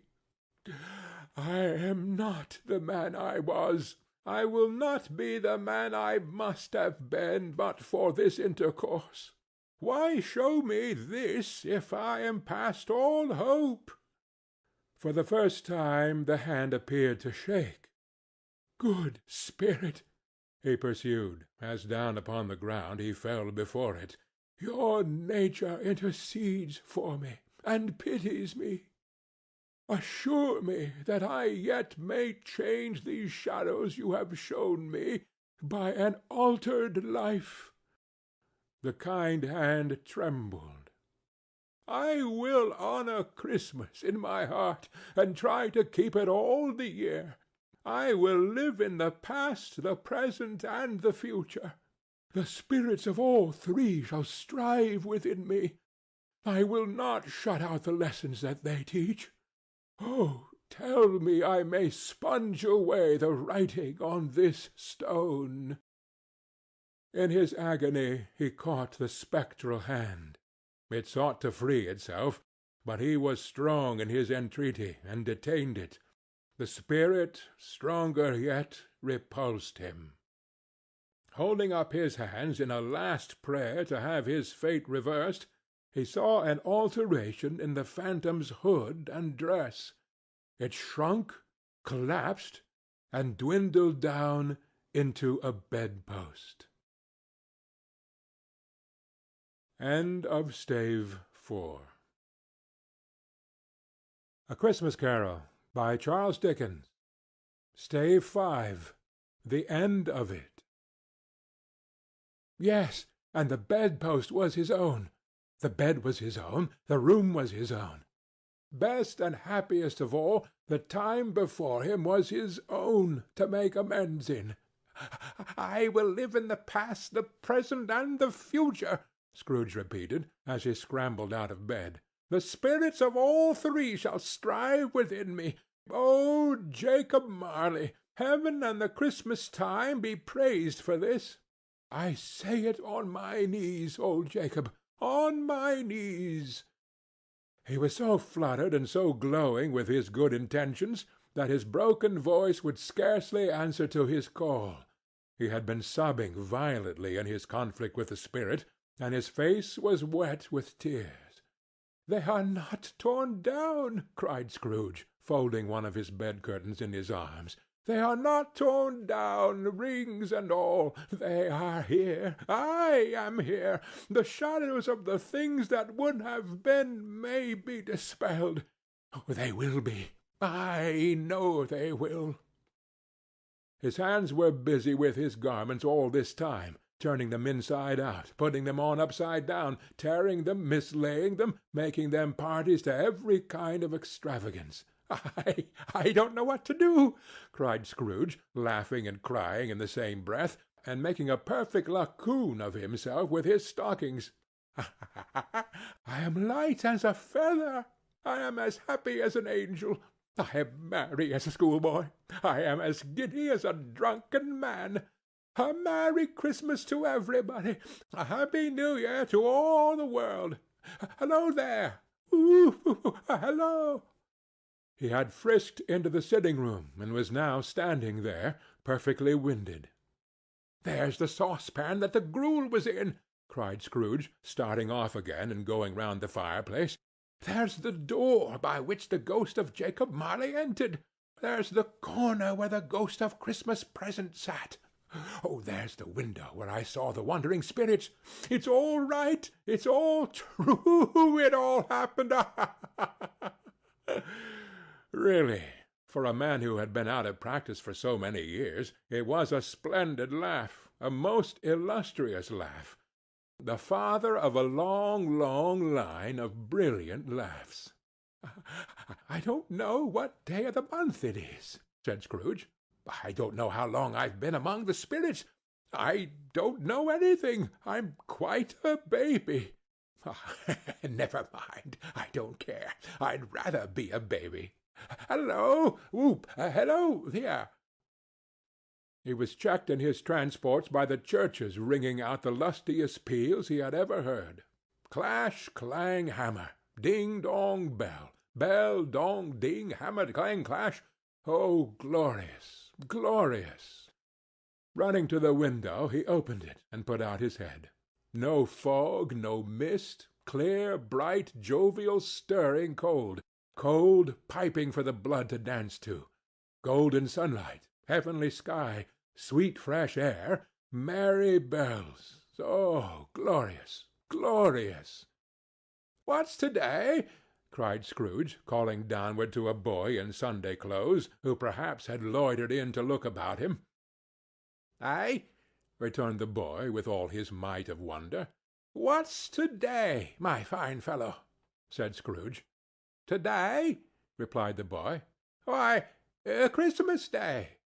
"It's Christmas Day," said Scrooge to himself. "I haven't missed it. The spirits have done it all in one night. Oh, they can do anything they like. Of course they can. Of course they can. Hello, hello, my fine fellow."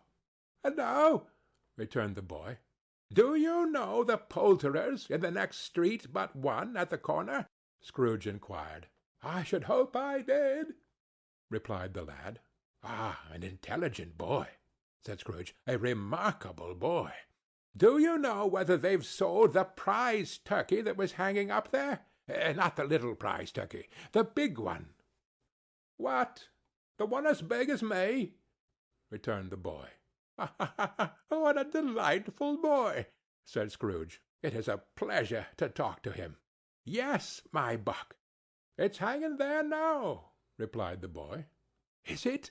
said Scrooge. "Go and buy it." "Walker!" exclaimed the boy. "No, no," said Scrooge. "I am in earnest. Go and buy it, and tell him to bring it here. that I may give them the direction where to take it. Come back with the man, and I'll give you a shilling. Come back with him in less than 5 minutes, and I'll give you half-a-crown. The boy was off like a shot. He must have had a steady hand at a trigger who could have got a shot off half so fast. I'll send it to Bob Cratchit's, whispered Scrooge, rubbing his hands and splitting with a laugh. He shan't know who sends it. It's twice the size of Tiny Tim. Joe Miller never made such a joke as sending it to Bob's will be. The hand in which he wrote the address was not a steady one, but write it he did, somehow, and went downstairs to open the street door, ready for the coming of the poulterer's man. As he stood there, waiting his arrival, the knocker caught his eye. "I shall love it as long as I live," cried Scrooge, patting it with his hand. "I scarcely ever looked at it before. What an honest expression it has in its face! It's a wonderful knocker. Here's the turkey. Hallo! Whoo! How are you? Merry Christmas!" It was a turkey. It never could have stood upon his legs, that bird. He would have snapped them off short in a minute, like sticks of sealing wax. It's impossible to carry that to Camden Town, said Scrooge. You must have a cab. The chuckle with which he said this, and the chuckle with which he paid for the turkey, and the chuckle with which he paid for the cab, and the chuckle with which he recompensed the boy, were only to be exceeded by the chuckle with which he sat down breathless in his chair again, and chuckled till he cried. Shaving was not an easy task, for his hand continued to shake very much, and shaving requires attention, even when you don't dance while you're at it. But if he had cut the end of his nose off, he would have put a piece of sticking plaster over it, and been quite satisfied. He dressed himself all in his best, and at last got out into the streets. The people were by this time pouring forth, as he had seen them with the ghost of Christmas Present, and walking with his hands behind him, Scrooge regarded every one with a delighted smile. He looked so irresistibly pleasant, in a word, that 3 or 4 good-humored fellows said, "Good morning, sir. A Merry Christmas to you." And Scrooge said often afterwards that of all the blithe sounds he had ever heard, those were the blithest in his ears. He had not gone far, when coming on towards him, he beheld the portly gentleman who had walked into his counting-house the day before, and said, "Scrooge and Marley's, I believe." It sent a pang across his heart to think how this old gentleman would look upon him when they met, but he knew what path lay straight before him, and he took it. "My dear sir," said Scrooge, quickening his pace, and taking the old gentleman by both his hands, "how do you do? I hope you succeeded yesterday. It was very kind of you. A Merry Christmas to you, sir." "Mr. Scrooge?" "Yes," said Scrooge, "that is my name, and I fear it may not be pleasant to you. Allow me to ask your pardon. And will you have the goodness—" Here Scrooge whispered in his ear. "Lord bless me!" cried the gentleman, as if his breath were taken away. "My dear Mr. Scrooge, are you serious?" "If you please," said Scrooge. "Not a farthing less. A great many back payments are included in it, I assure you. Will you do me that favor?"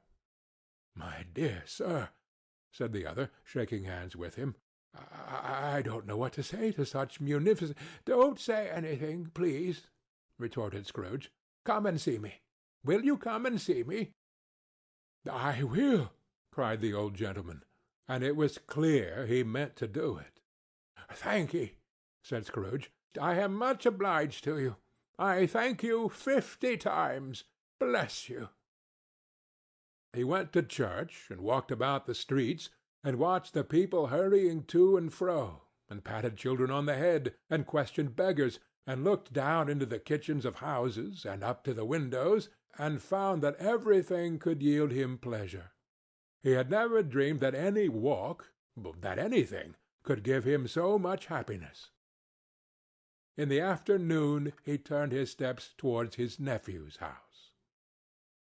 He passed the door a dozen times before he had the courage to go up and knock. But he made a dash and did it. "Is your master at home, my dear?" said Scrooge to the girl. "Nice girl, very." "Yes, sir." "Where is he, my love?" said Scrooge. "He's in the dining-room, sir, along with mistress. I'll show you upstairs, if you please." "Thank ye. He knows me," said Scrooge, with his hand already on the dining-room lock. "I'll go in here, my dear." He turned it gently, and sidled his face in round the door. They were looking at the table, which was spread out in great array, for these young housekeepers are always nervous on such points, and like to see that everything is right. "Fred," said Scrooge. Dear heart alive, how his niece by marriage started! Scrooge had forgotten, for the moment, about her sitting in the corner with the footstool, or he wouldn't have done it on any account. "Why, bless my soul!" cried Fred. "Who's that?" "It is I, your Uncle Scrooge. I have come to dinner. Will you let me in, Fred?" Let him in? It is a mercy he didn't shake his arm off. He was at home in 5 minutes. Nothing could be heartier. His niece looked just the same. So did Topper when he came. So did the plump sister when she came. So did everyone when they came.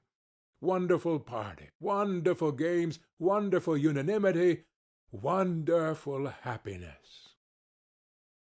But he was early at the office next morning. Oh, he was early there. If he could only be there first, and catch Bob Cratchit coming in late, that was the thing he had set his heart upon. And he did it. Yes, he did. The clock struck 9. No Bob. 1/4 past. No Bob. He was full 18 minutes and a half behind his time. Scrooge sat with his door wide open, that he might see him come into the tank. His hat was off before he opened the door, his comforter too. He was on his stool in a jiffy, driving away with his pen, as if he were trying to overtake 9 o'clock. "Hallo!" growled Scrooge in his accustomed voice, as near as he could feign it. "What do you mean by coming here at this time of day?" "I am very sorry, sir," said Bob. "I am behind my time." "You are?" repeated Scrooge. "Yes, I think you are. Step this way, sir, if you please." "It's only once a year, sir," pleaded Bob, appearing from the tank. "It shall not be repeated. I was making rather merry yesterday, sir."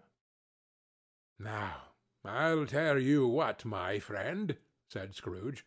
"I am not going to stand this sort of thing any longer.